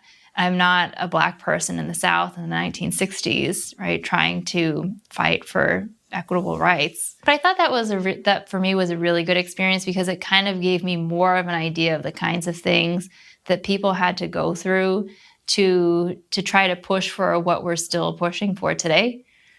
So that was a very good experience, and I would recommend it to anyone who's interested in kind of broadening their own understanding. So I went there. Then I went to Montgomery. Alabama from Atlanta. And my sense of geography is kind of off. I can't remember if Selma is east or west of Montgomery, but either I went to Montgomery next, and I think it was in Montgomery. That's where at the time it's the Equal Justice Initiative, I think, has their memorial for people who had been lynched. That I think was in Montgomery, and that was also a very powerful experience. So if you haven't seen pictures of this place before, if you haven't been there, basically there's a big like metal block. The memorial you walk through, and there are all these metal blocks, and every metal block represents a county in which someone had been lynched. And they list at least the known names of people who had been lynched. So they're all there in this memorial, and you can go and walk around in there and kind of take in the experience and reflect. But then also outside of the memorial, they're matching like facsimiles of these blocks, and they're waiting to be claimed by each county. So then each county where people had been lynched can can erect it. And they don't just like give it out like county says like, hey, we want our metal block memorial. I think they make sure that it's, they confirm where it's going and confirm that it's going to be erected in a way that they approve of in terms of memorializing these people in a respectful sort of way. So that was a very powerful experience. Also, I would recommend. The Equal Justice Initiative also had a museum. It wasn't right next to the memorial, but it was nearby. And that also, I remember being very informative. So from there, I think then I went to Selma. And that was also a good experience because we've all seen like photos and footage. There's a very good book, and I forget who wrote it, but I think it's called Bloody Sunday. I wish I could remember who wrote it, but maybe we can look it up and we could include it somehow. And I think I read the book after I went to Selma, but it gave me a better understanding of what had happened there. Then I went to Jackson, Mississippi. And in Jackson, Mississippi, there's another civil rights museum. I can't remember the names of any of these places at this point, but I really enjoyed going to that museum because it was there that I happened to talk to a man who volunteers at the museum, and he had been a freedom rider. And he's much older now, but he was a teenager during the freedom rides. And he had talked with me about how he got involved. And it was really just he was with a friend, and his friend was just like, we're going to do this, and pushed him onto the bus. And he didn't really know what he was getting into. And he had been arrested. And actually, I have a postcard from that museum that has mugshots of all these people who had been arrested in the freedom rides. And this man that I spoke to is there on the postcard. So I have him hanging in my office so I can see him and the other people who had participated in this whenever I go to work. It was great. It was such a good experience to talk with someone who had lived through that era and had personal stories to tell about it. I think it was also at that museum I started talking with another visitor to the museum who just happened to be there, who had grown up in Florida, and he was Black, and he was an older man, and he was talking with me about his experiences not being able to go to the local pool because he was Black. And so I think that these are hearing real people's real experiences are so valuable, and that left a real impression on me. I had a very good experience. On the way back to Atlanta, I stopped in Birmingham, Alabama. And actually, I didn't seek out any civil rights related or history type places while I was in Birmingham. I mean, this trip was pretty heavy. There were a lot of like very serious things that I was learning about and like broadening my understanding of while I was there. So when I was there, I was like, well, I'll go to the, there's an old iron foundry that you can tour in Birmingham. That was kind of interesting to go around in. I learned after the fact that the iron foundry had used, what's the word? I talk about this in my class. I'll probably think of it later. Anyway, they use people who had been incarcerated and they have to work as effectively slave labor, right? With like the 13th Amendment's clause that says that, basically you can still enslave people if they've been convicted of a crime. So anyhow, I didn't know that until after the fact, but there was no information that I was aware of when I was at the foundry that like this kind of labor had been used in this foundry. Of course, now thinking back on it, I'm like, well, it makes sense, right? That, this is the South and this is the era that it was operating. And so many like mines and like other kinds of operations utilize this kind of free convict leasing. That's the term, convict leasing. Free convict labor, which is effectively slavery that's repackaged.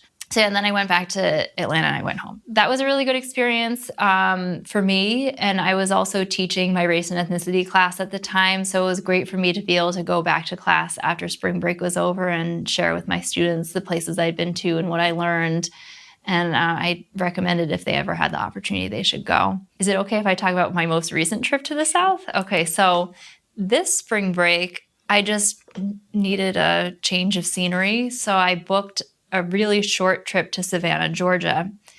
And I had had such a good experience doing this, my self-guided civil rights tour of the South several years before that I was like, well, Savannah has a lot of interesting, important history related to race. Let me see if I can seek out some things that I can do there and understand what Savannah has gone through and what life there was and is like.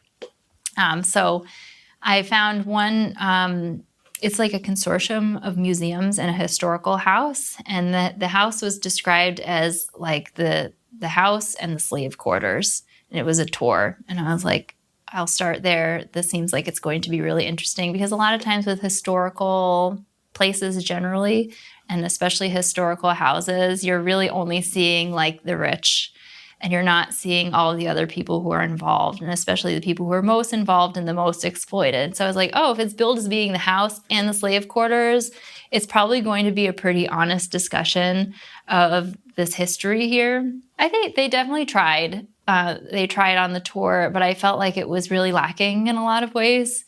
And I left kind of disappointed, feeling like there was a lot that was left out and a lot that was glossed over. And there was still, it was kind of like 85% focus on the rich people who lived in the house and like 15% focus on the people who were enslaved there. Also, Savannah is like, obviously, like it was a very wealthy city. And where did all that wealth come from, right? It came from people who were enslaved and their labor and extraction of all that profit from their labor. So anyway, I was a little disappointed. And then I was like, oh, maybe I'll do a walking tour. So I did a historical walking tour, and I was even more disappointed by their presentation of history on the walking tour. My tour guide, who was a 30-year-old white guy, seemed very reluctant to talk about race at all, or slavery, or the connection between the wealth in Savannah and the slavery. And he spent a lot more time talking about how General Sherman was the devil incarnate, his words, than slavery at all. And he really shied away from race. So it was kind of interesting. There were contrasting experiences. And at first I was kind of like, well, why did I learn so much on one trip and not on the other? And I think a lot of it just has to do with what I was seeking out. Like I was specifically going to memorials and museums that were intended to talk about race and show the historical and contemporary problems related to race. Whereas the others were, especially the walking tour, was just like a historical walking tour, and you can present whatever side of history you choose. So it was interesting, contrasting experiences. I'm glad I did both. Did the experience change you? Yeah, I think so. I think both experiences changed me because on the first trip, where I learned a lot, it really gave me an even better and more nuanced and more empathetic understanding of historical and contemporary inequities. And I really liked seeing people grappling with these problems in a way that engages the public and allows for more open discussion. Because I always tell my students the first step in solving any social problem is acknowledging that it's there and being able to talk about it. So these like memorials and museums and institutions are really critical, I think. So I think that changed me in a lot of positive ways. And I liked seeing the kinds of progress that people are pushing for. But also I think I may have, maybe grown is not the right word, but I certainly learned from my trip to Savannah, and that I think my first trip kind of gave me a skewed view. And I was like, the South is really grappling with its past. But then when I went to Savannah, I was like, well, maybe there's still a lot of progress to be made, right? So I got to see maybe not two sides, right? But I saw one side and then I saw the middle. Because I think in Savannah, like the institutions I went to, they were trying. Maybe they could have been doing a better job. But then I think you could go even further. And there are certainly like people who are really not only not grappling with these social problems, but actively trying to obscure or avoid them. And that's not just the South, by the way. That's the whole country. History has a very powerful way of always coming back. And if it is not addressed and understood, rears its ugly head all the time. If you don't come to terms with history, and if you don't come to terms with historical happenings, we always see that they come back to bite us. So history often repeats itself, and studying US history, 19th century and 20th century US history has been very reflective. And I think your experiences that you shared right now kind of underscore the same reality that they were complicated times, and people still feel hesitant and reluctant to speak about it as a subject in itself. But it is important that we acknowledge there are problems, there have been problems, and generations after us should work to ensure that these inequities are addressed in some way. Right, because understanding history also helps us understand the present. Actually, a good illustration of this is like when I was in Savannah, I was in the kind of tourist downtown area almost the whole time, and everywhere I looked, I was like, it's almost all white people. But I looked on Wikipedia, like the racial demographics, and Savannah is almost 50% Black, and I was like, where are all the Black people? So there's this really cool resource online. I think if you just Google like the race dot map or something, you can see the whole country, but you can also zoom in on like any area, and you can see it's based on census data.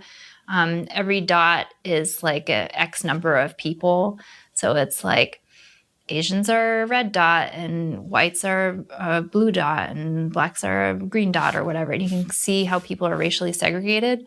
And if you look at Savannah, like the downtown area is like almost entirely white people, and it's like all the surrounding areas is people who are Black. So we're so segregated everywhere in this country, but they're very segregated. But in New York City, we're very, very segregated by race, but probably because of things like public transportation and where people work. When you go and walk around in a lot of areas of the city, you see all kinds of people. And I didn't get that experience in Savannah. That the segregation in like my very limited experience seemed pretty stark and pretty obvious. That's interesting. That's really interesting. Just one last question about it. Do you think when Obama had won the election in 2008, they said a post-racial America is possible, and we are in a post-racial America where race is no longer the central focus of discourse. So do you think a post-racial America is possible at all? I would like to say yes, but the sociologist in me says, well, race is so ingrained into our culture and society and our history and how society is structured. I guess anything is possible, but so much would have to change. So much in our culture would have to change. There would have to be so much very deliberate work to make ourselves a post-racial society. I mean, it would never happen, certainly in our lifetimes, absolutely not. I don't even think we'd be able to reach that in many generations from now. So I guess theoretically, yes, but how much would have to be done in order to create that? And also you'd have to get people on board with creating a quote-unquote post-racial society. And there's so much investment in like the power of whiteness, right? Like being placed at the top of the social hierarchy. People don't want to cede that. So I think it would be pretty difficult to achieve. On the contrary, I'm kind of hopeful because, like you said, there was this the taboo against cannabis. There was taboo again. There was a lot of homophobia in the United States, and with the Equal Rights Act, I don't know I have to look up the exact term for it, but with the Marriage Act, where it made it legal for everyone to get married, I think there is hope, right? Because now you would see that even the most right wing or the most conservative pundit on TV, their opinions have watered down about some of these things. I mean, there are some things that they still have pretty dogmatic views about, but some things have changed. So I am an optimist, and I think someday, probably in our lifetimes, hopefully, that we'll see a post-racial America, and it will be a good day. Yeah, I think as a sociologist, I tend to be so cynical. Sure. I mean, I understand where you're coming from. I'm just making a hopeful. I'm a Pollyanna in that way, I guess. I'm just an eternal optimist. Optimism is important. Yeah. Right. Yeah. I mean, we have to be optimistic, right? Because if you're not optimistic, then there's no real incentive to try to agitate for social change, right? Mm-hmm. So yeah. I appreciate your viewpoint on this. Yeah. I mean, things change. Things change. Hopefully, other things change here too. Like, there are so many shortcomings here, even in the most advanced country in the world. I hope those things change sometime in our lifetime.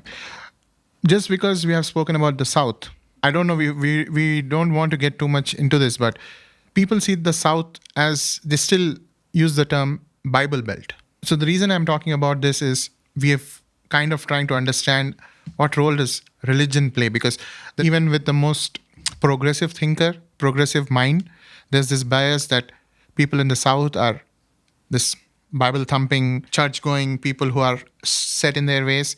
They don't want to be accepting of others. But that's not completely true, is it? I mean, there are progressives everywhere.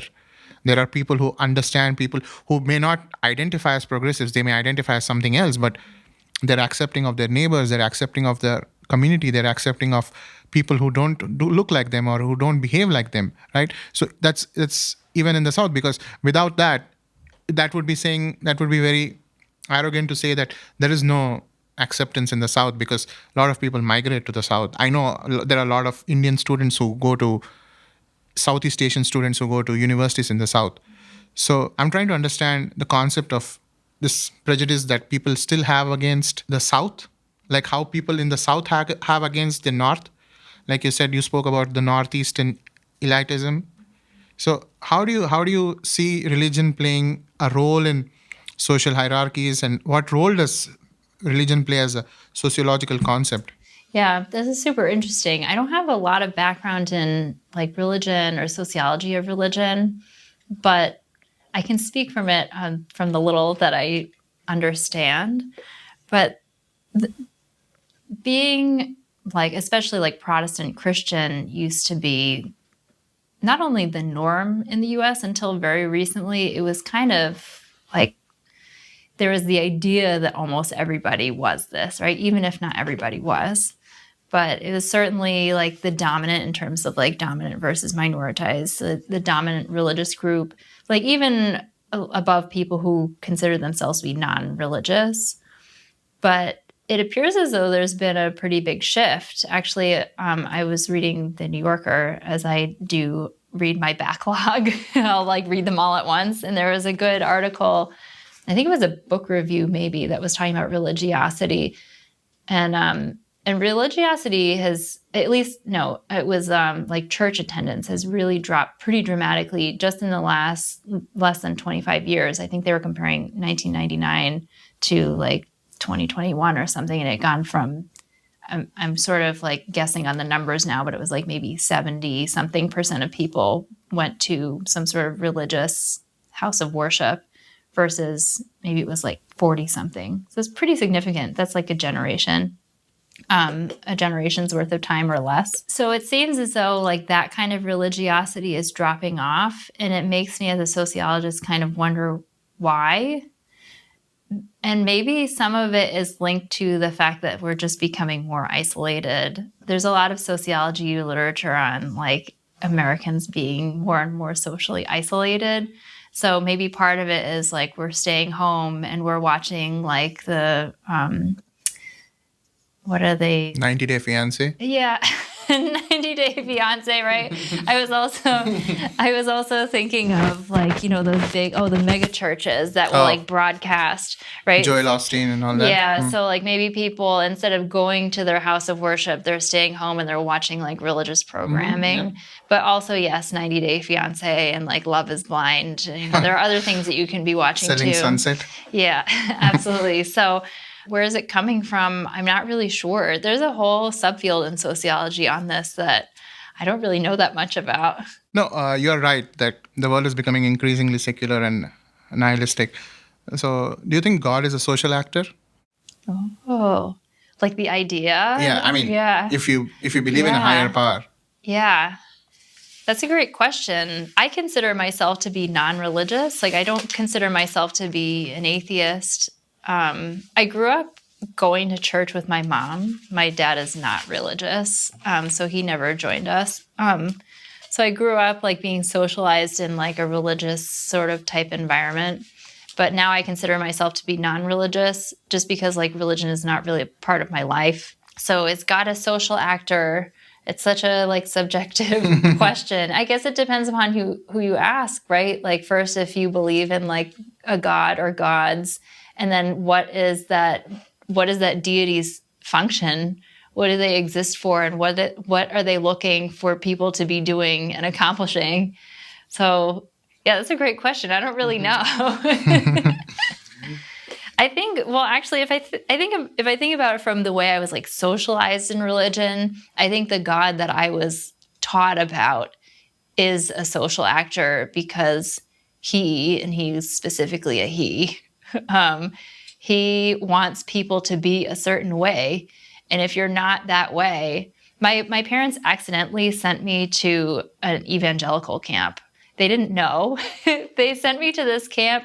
They knew it was a Christian camp, but they sent me because it was dirt cheap. It was an overnight camp for a week and it was like $100. So like, okay, this is really affordable. We'll send her to this camp. And they didn't know until years later, like relatively recently, I told them all the stuff that they would teach us in this camp. They were very homophobic at this camp. And there were actually a lot of kids who went to this camp who were clearly gay or trans. And I think that they were sent there to like, quote unquote, pray the gay away. But yeah, that God that I was like taught to believe in, I think was definitely considered to be a social actor because he wanted to control you. And he wanted you to be a certain way. Otherwise, you're going to burn for eternity in hell. Yeah, I think the Abrahamic religions are pretty rigid that way, that either there is good or bad and there is no 50 shades of whatever in between. There is no wiggle room at all, especially with religion. I think the moment you move towards Eastern religions, I think one of the books that I've given you is Siddhartha by Hermann Hesse. You'll notice that there is a lot of detachment that is taught in Eastern religions, Eastern philosophies. You don't have to have this organized relationship with God. You don't have to go to the church. You don't have to meet with your parish. You don't have to meet with a community as such. You just can be just you talking to some sort of a ether, I don't know, some sort of a nothingness. And you don't even have to get an answer, but you need to not even confess, but I mean, therapists are just people who wear good clothes and sit in, who are just confession hearers, right? Nowadays, I mean, confession hearer people, I don't know the term for it, but they are just replaced the people who used to sit in churches and listen to you in a confession room. So they have become therapists now.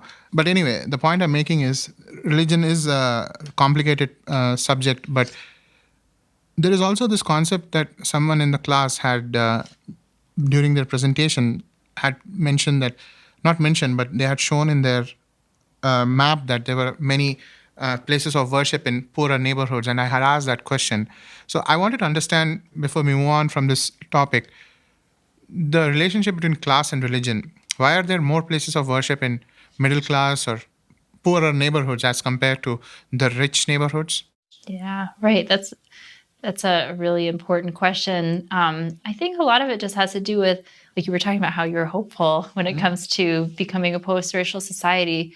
Religion gives people, like if I think about this like a functionalist, it serves a lot of functions or roles. That's one reason why, even though I identify as being non-religious or like religion is not relevant to me now, it doesn't mean that in the future I'll always be like this, because your life and your circumstance can change, and religion can serve a purpose for you. So it gives us structure. It gives us religion also, like in socializing us as young people, gives like a moral structure, but it also gives us a hope for something better. If your life is really difficult, right? If you're going through a hard time, right? If you're going through a divorce, or if someone close to you passes away, you can find comfort and hope in religion. You can also put your burdens on something else. Even though I'm not a religious person, I do pray to the parking gods when I get home from work, especially if it's like 6, 7, 9 p.m. when there are fewer and fewer parking spaces. I'll drive around and be like, oh, dear God, please help me find a parking spot. And that sort of lifts a burden off of me because I'm putting it on something else, even though I don't actually believe in the parking gods. But I think that it's certainly a source of support, like emotional support and hope for people who are struggling. And that's not to say that like wealthy people or people who are financially stable don't struggle. Everybody does. But I think people who are poor, working class, lower middle class, they face these kinds of struggles like kind of on a more daily basis. And there may be more role for religion in their lives. Certainly, the temples of the parking gods are collapsing apparently in Manhattan, right? Most of them have been, people have been asked to vacate or they have been sealed shut by the city. So that's an interesting god to believe in. So we talk about so many things, deviance and culture and all that. Among all of these topics, I think the most interesting topic for me personally is politics and politicians. They serve a very strange purpose. They do that can't live with them, can't live without them purpose. So just to understand what is the role of politics and politicians and how, I mean, what like politics has existed, I think, since the Roman Empire, or probably even before that, probably even when Neanderthals, probably there was some sort of a political hierarchy. You would know more about it. So, what do you think? How do politicians and politicians have a sociological role? Ooh, yeah. It makes me think about when we learn about stratification in my intro class. There are two theories about why stratification is universal. One of those theories is the conflict theory, and it basically states that if you have a population of people, especially as that population gets larger, it becomes harder and harder to organize it in a way where everyone kind of has equal access to decision making. So what ends up happening is people kind of turn over their decision-making power to someone who's supposed to represent them. And then it sort of facilitates this process of creating an organized society. And then stratification comes in that, if you're handing over your power to someone else to represent you, then they, by default, have more power than you. And when you have more power, you tend not to cede it to others. So that's why the conflict theory basically says that stratification is universal. But yeah, from a sociological perspective, I think that's sort of like the role or function of politicians. No, you're right about the fact that power corrupts and absolute power corrupts absolutely. Is the word a good politician, an honest politician, an oxymoron? Oh, I think There are good people. Yeah, I don't think that good politician or honest politician is necessarily an oxymoron. I think that there are people in politics who are there for real, genuine reasons, and they really care.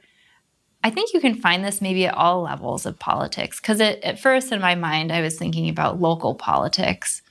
But certainly there's a lot of corruption in local politics. There's no denying that.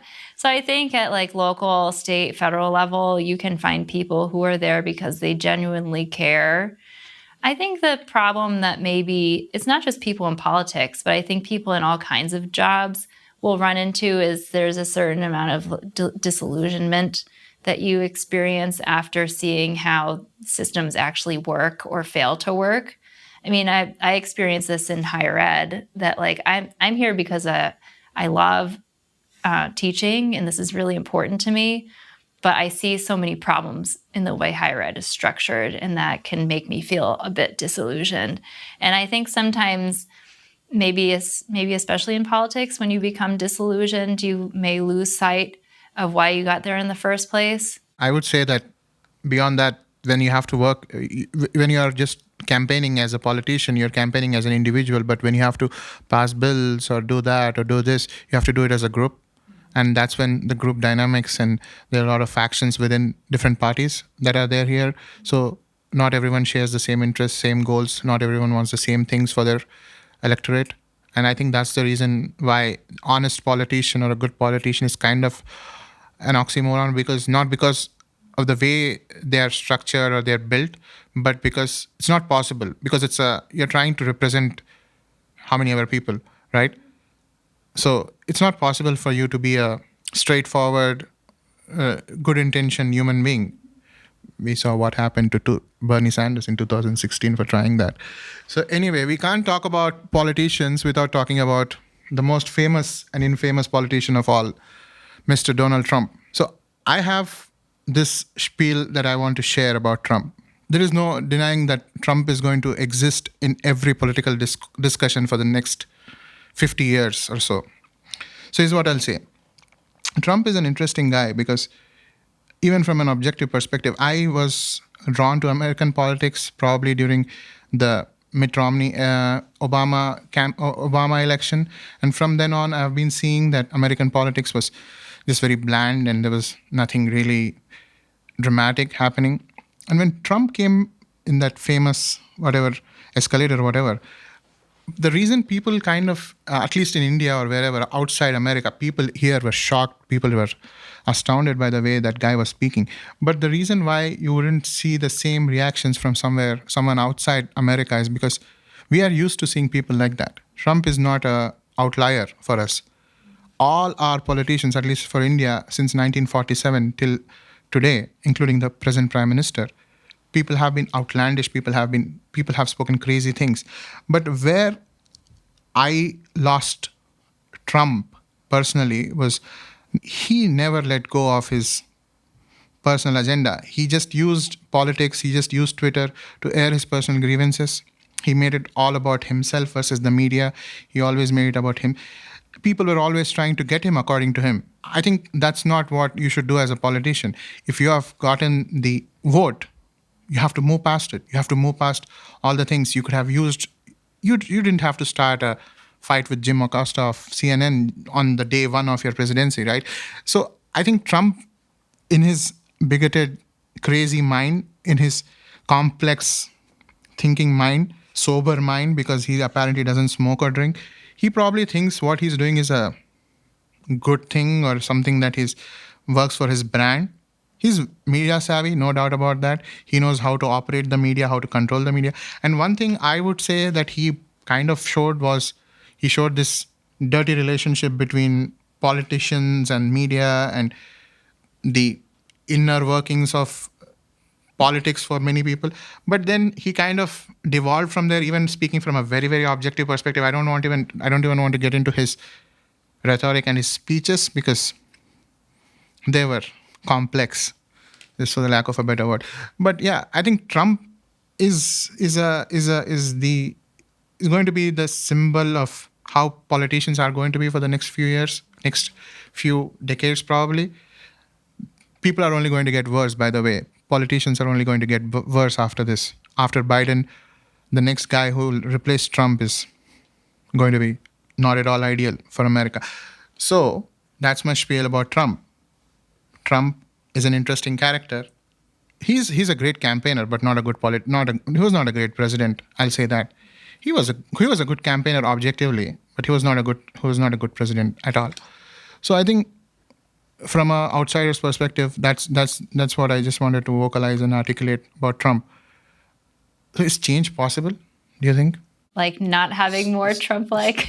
sorry about my lengthy tirade and then random jump cut into something very crazy, something very different. Yeah, sorry about that. That's okay. So your prediction is that future candidates will be kind of like Trump's. Oh yeah. So is it possible? Is your question that is it possible to go back to more traditional candidates, or is this our inevitable trajectory?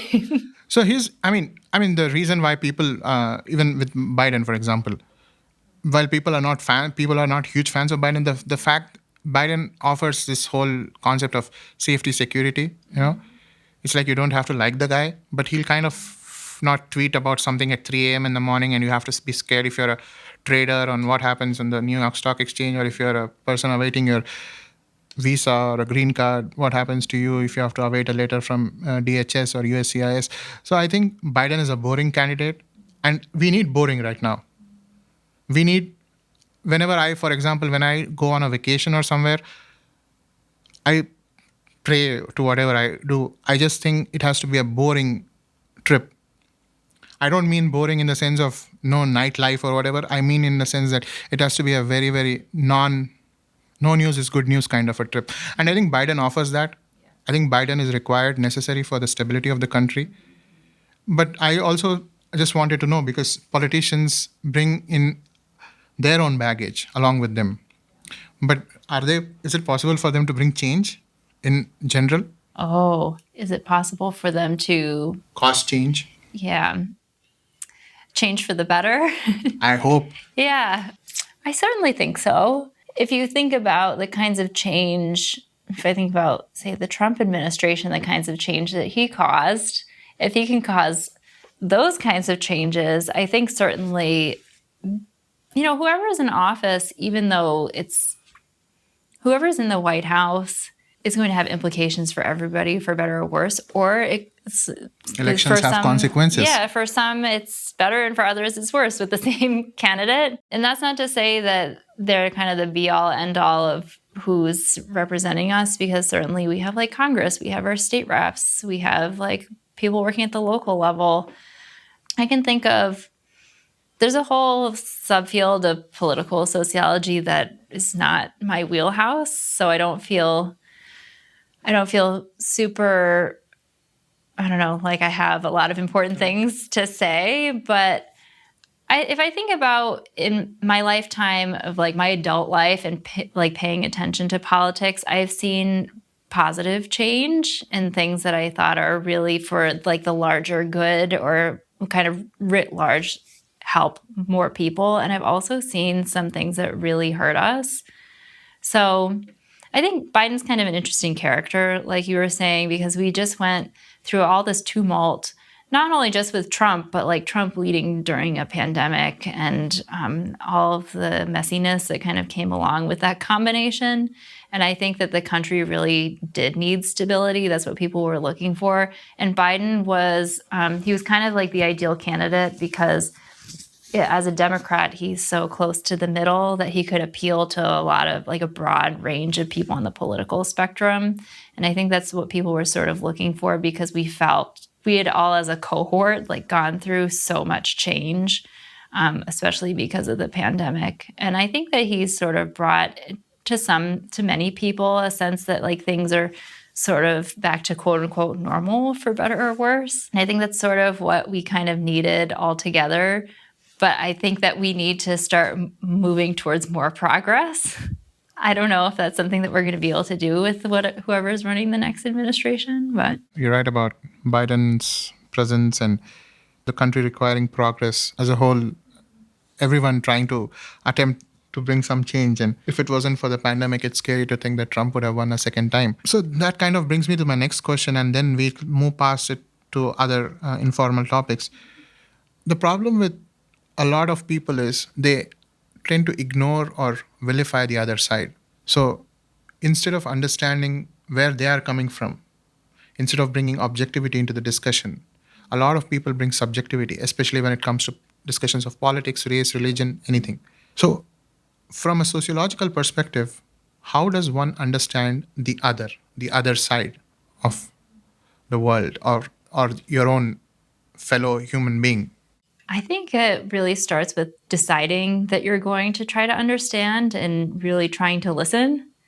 I think that many of us want to say our piece and just kind of say it. And I don't know, maybe if someone's going to say something that's contrary to it, just shut it out. If we want to understand each other, we have to approach the conversation by being like, I really want to understand.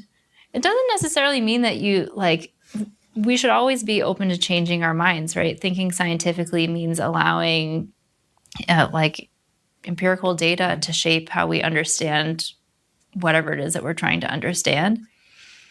So being open to changing our minds. I think that basically what I'm trying to say is you have to go into the conversation knowing that this is what you're trying to do, is understand others. And it doesn't, I guess what I was trying to say also is it doesn't mean that you're trying to change your mind, but being open to it. Does that sort of make sense? Yeah. I mean, I would say that I would go as far as to say that if you're not objective in this discussion, at least from a journalistic perspective, you're doing your profession a disservice. If you're saying that I'm only going to cover one side favorably over the other, it's not about you not covering the other side so much, but the fact that you're covering this side favorably, I think that's what hurts me the most. Because in a way, you're implicitly saying you're making the decision for the electorate. And the beauty of democracy is the fact that people are not so reductive. People are not at all. People don't vote based on statistics or numbers. People are much smarter than politicians and media credits them for. There are going to be so many opinions. And I think that's the beauty of things. That's the major way people see that they're not going to be swayed by a debate or some sort of a Tucker Carlson coming on Fox and saying that New York, Manhattan, every day there is crime and people are killing each other on the streets. And by the way, Tucker is paid not to work till 2024. Do you believe that? Paid not to play is his contract God's obligation. So he's not, and he's going to be paid, by the way, for another 6 months or something, whatever. So that's his life, I guess. Yeah, I knew that he was no longer going to be working, but I didn't realize he was not going to be working and not supposed to be working Yeah. and getting paid. That's interesting. The reason I bring this before we move on is because if I were to be hired by a position, I don't want to be hired by a news organization. I'd rather be independent for most part because it kind of gives me a lot of space. And legacy media is kind of in a downward decline now, like we all know. I think still you would want to represent the middle part of America, and not middle as in the geographical middle, but I mean in the political middle of all sides of the spectrum, both sides of the spectrum. I think that's the only way that we can become a better society.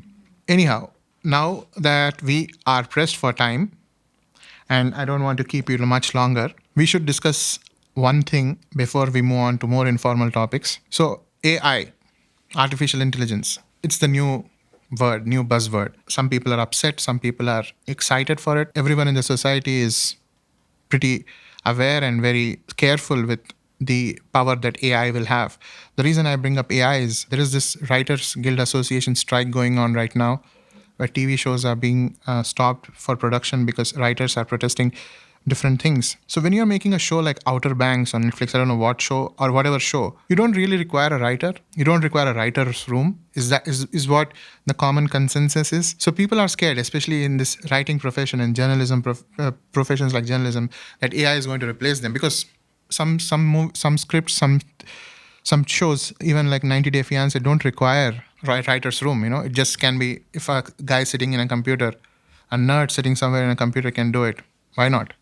So do you think AI will have a very important presence in the next few years? I've been thinking a lot about AI, kind of like religion and politics. I don't have a whole lot of background. Really, I started thinking about AI over winter break because ChatGPT became available in November or something. And it was really in late December or early January when people started talking about it more.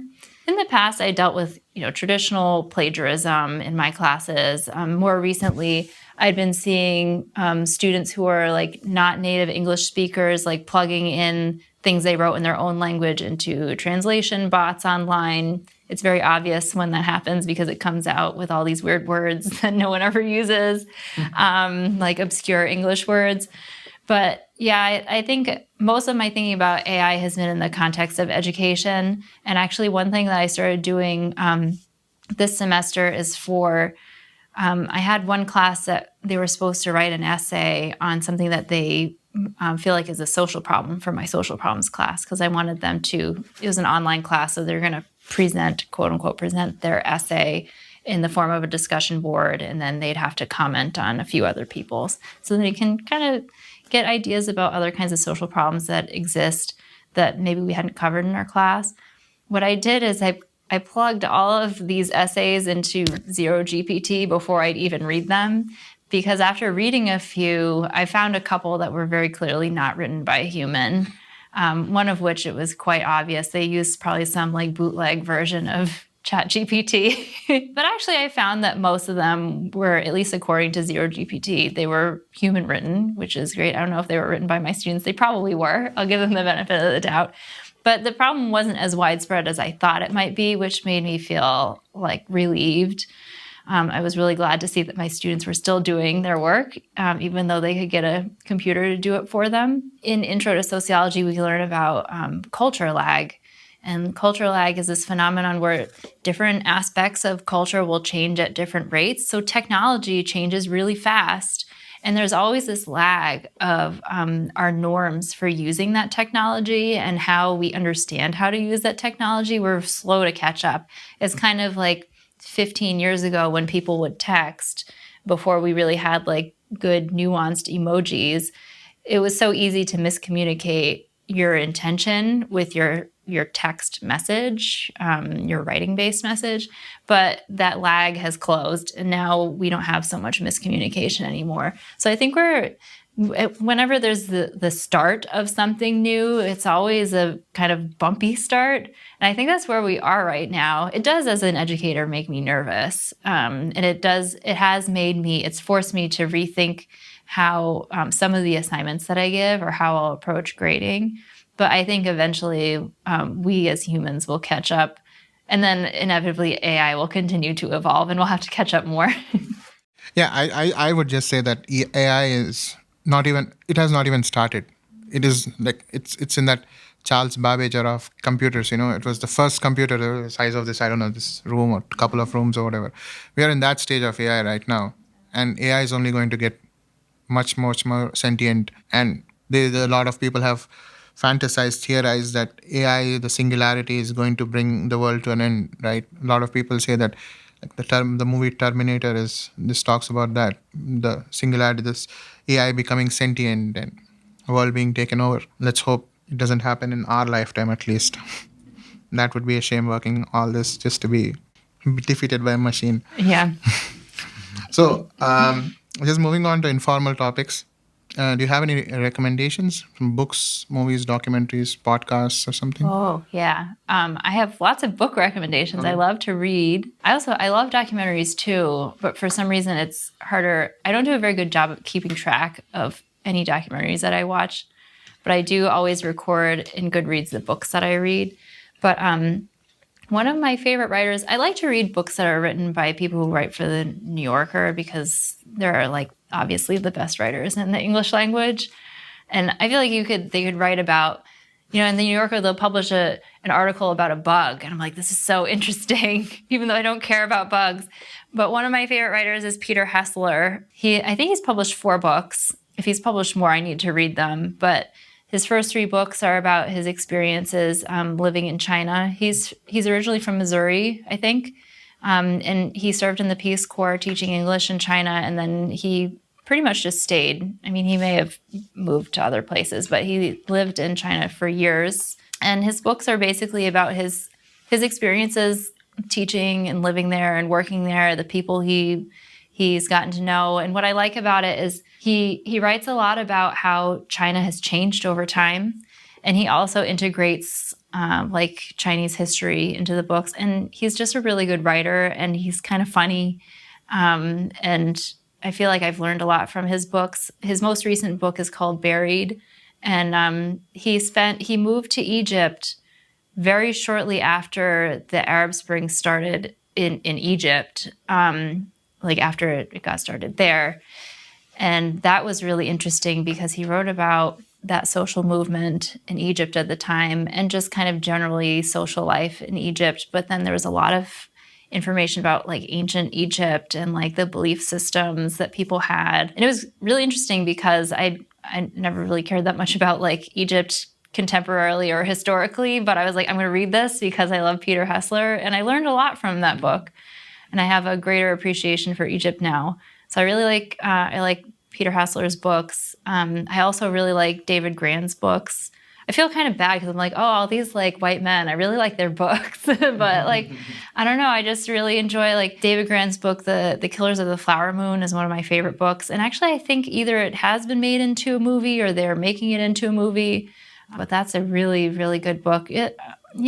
Growing up in the US and being educated here, as I grow older and educate myself more, especially through reading and documentaries, I realize all the things that I was never taught in school. And there's a lot of history that's really left out, and especially history of minoritized groups, in particular Indigenous people. And so like this book on Killers of the Flower Moon is like such an important piece of American history and how people have been exploited and oppressed and brutalized. As a sociologist, I'm really drawn towards like history, social problems. Any nonfiction like that, I love. I'm trying to think of what I've read recently. I've actually gotten really into Frank McCourt. Like I started with Angela's Ashes just because I knew like everybody read Angela's Ashes. I was like, this is so good. His early life was so tragic and so sad, but he's so funny. Like he takes like all these like like tragedies that he's experienced, and he somehow makes it amusing. And it kind of makes me think of, like, as a New Englander, like, New Englanders have a very kind of, like, I don't know, our sense of humor is kind of odd in that we just like make fun of things, and we especially make fun of like bad situations. And I was like, I wonder if it comes from like all these Irish people. Like, I wonder if that's like Irish people humor that's been like translated over here, because his books are really good. And also he was an educator, so when I read his book Teacher Man, I was like, it kind of resonated with me, because he was writing about, he mostly almost exclusively taught in high school, but he did teach at a college in Brooklyn for a brief period of time. I'm sure I have a million more books, but those are the ones that come to mind off the top of my head. And any movies, like a desert island type of a movie? Oh my gosh. To be honest, I'm not good at movies. Okay. I don't know.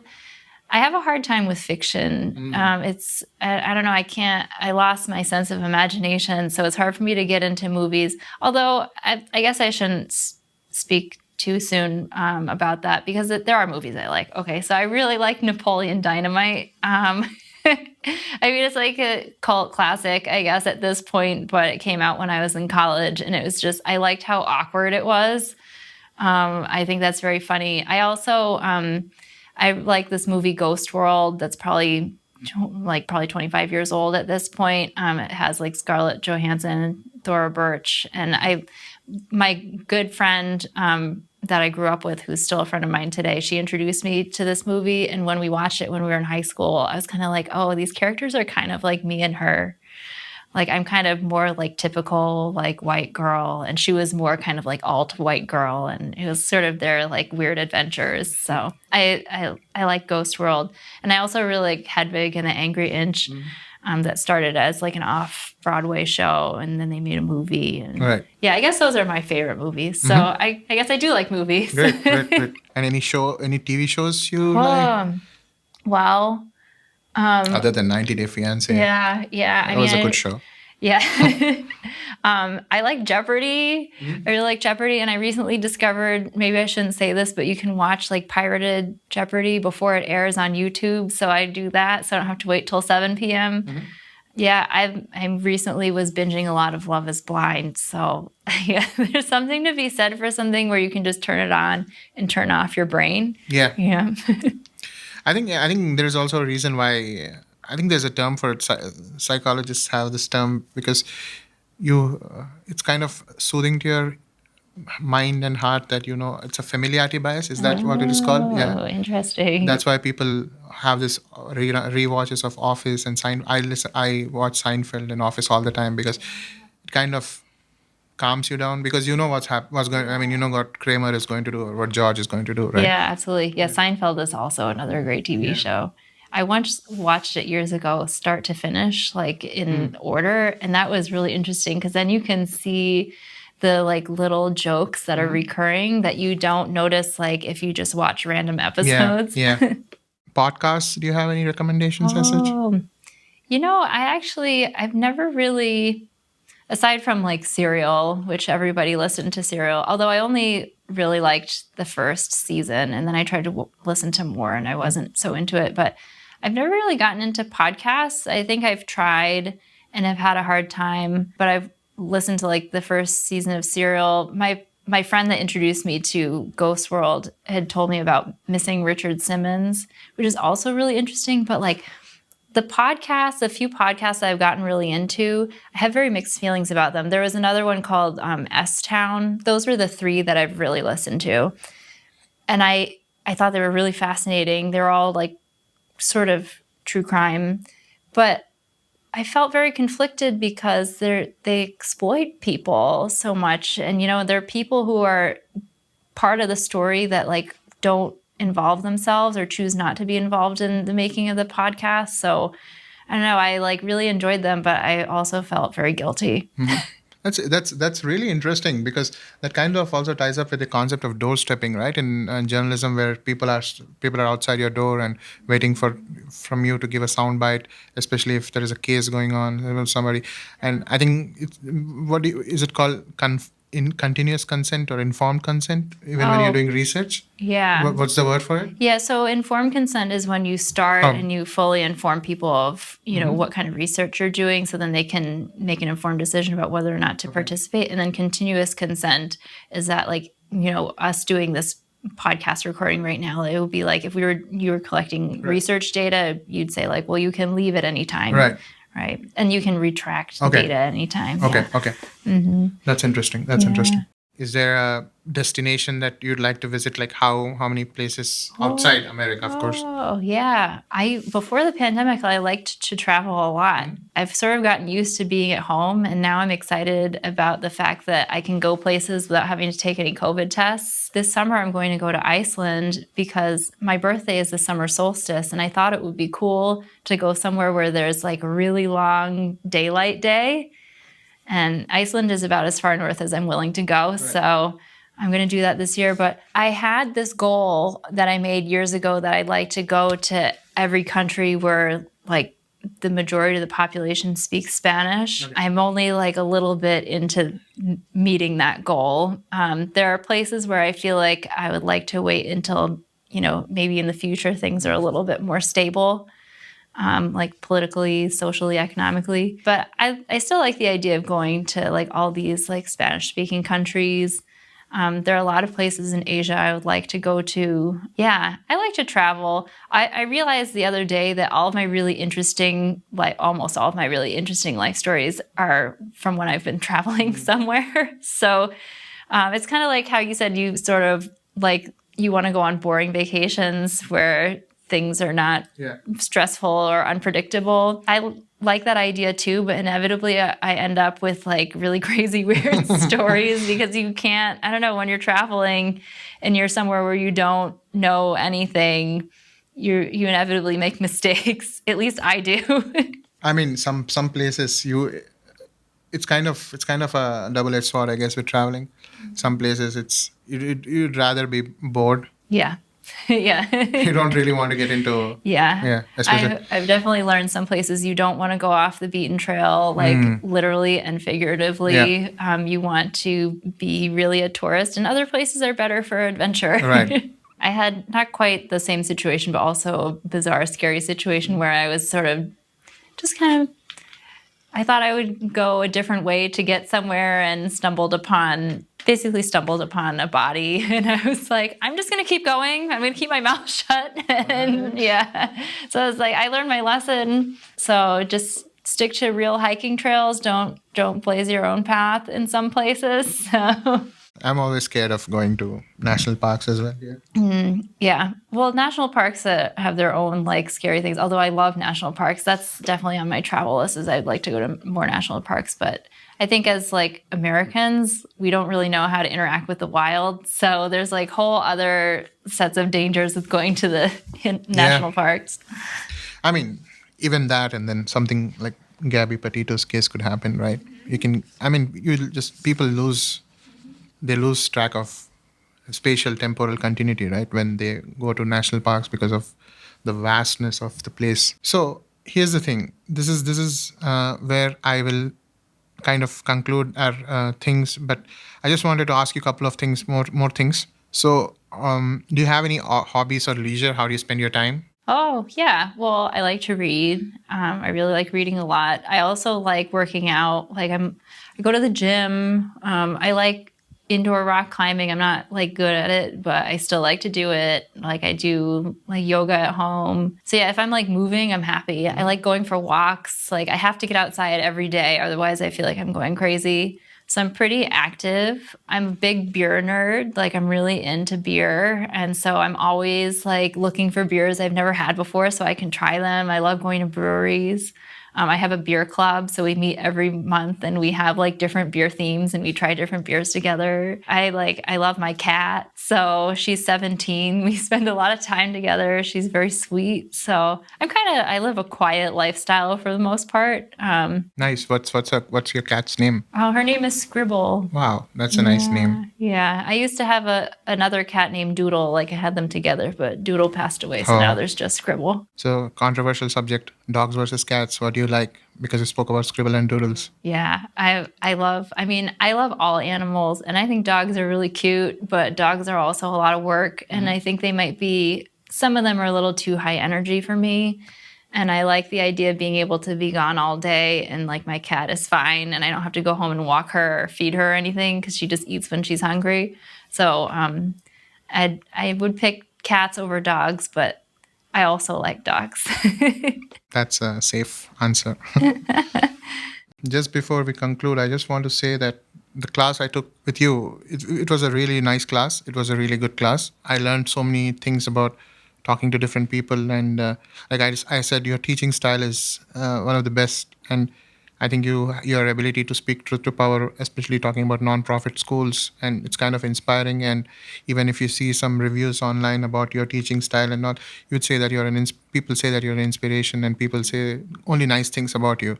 So consensus always has a meaning, and consensus always has some sort of a reflection of the way you are, and I think that's a really important part of, and the reason why I appreciate your teaching style, or you as a individual, is because you are very patient, you're very empathetic, you're very understanding, kind. I mean, there was no reason for you to, for example, do this podcast or stay back after class to speak to me for my rambling. I don't know whatever, but you did accommodate me, and I'm really, really, really, really thankful for that. It means a lot. On your side, you might not realize it, but for a student who's coming from not much of a background, or not much of a backstory or some sort of a history or something, it's very difficult. And I think you made it you made it worthwhile, I would say. It was a really, really good experience, and I'd always remember this class for the rest of my life. Probably this class is something that it will have a great influence on my life. I would say that. So I just wanted to thank you for that. Thank you for the class. Thank you. It means a lot to me. I'm so glad you had such a good experience. I feel very grateful that I got to work with you in your class. I mean, that was my first honors class, but it was so fulfilling for me, and I learned a lot from that class. So thank you so much, Anirudh. It really means a lot to me. So I guess this is part one, I would say. Hopefully we'll do a part two, and it was nice having you. Thank you for, I know you had a very busy day. Your day began, I think, in the morning, and you accommodated me and Yeah, everything. absolutely. Yeah, I'm really glad I had an opportunity to do this. This is my first time doing anything like this. So it's really cool. And I'm so impressed that you have all these projects that you do on top of the fact that, you're a student and you have your own life. Yeah. So yeah, your level of productivity is very impressive to me. I try, I guess. Yeah. Yeah, this was a cool experience. Thank you so much for thank you for coming as a guest on the show, and it was a great honor to have you. Yeah. It was an honor for me that you invited me.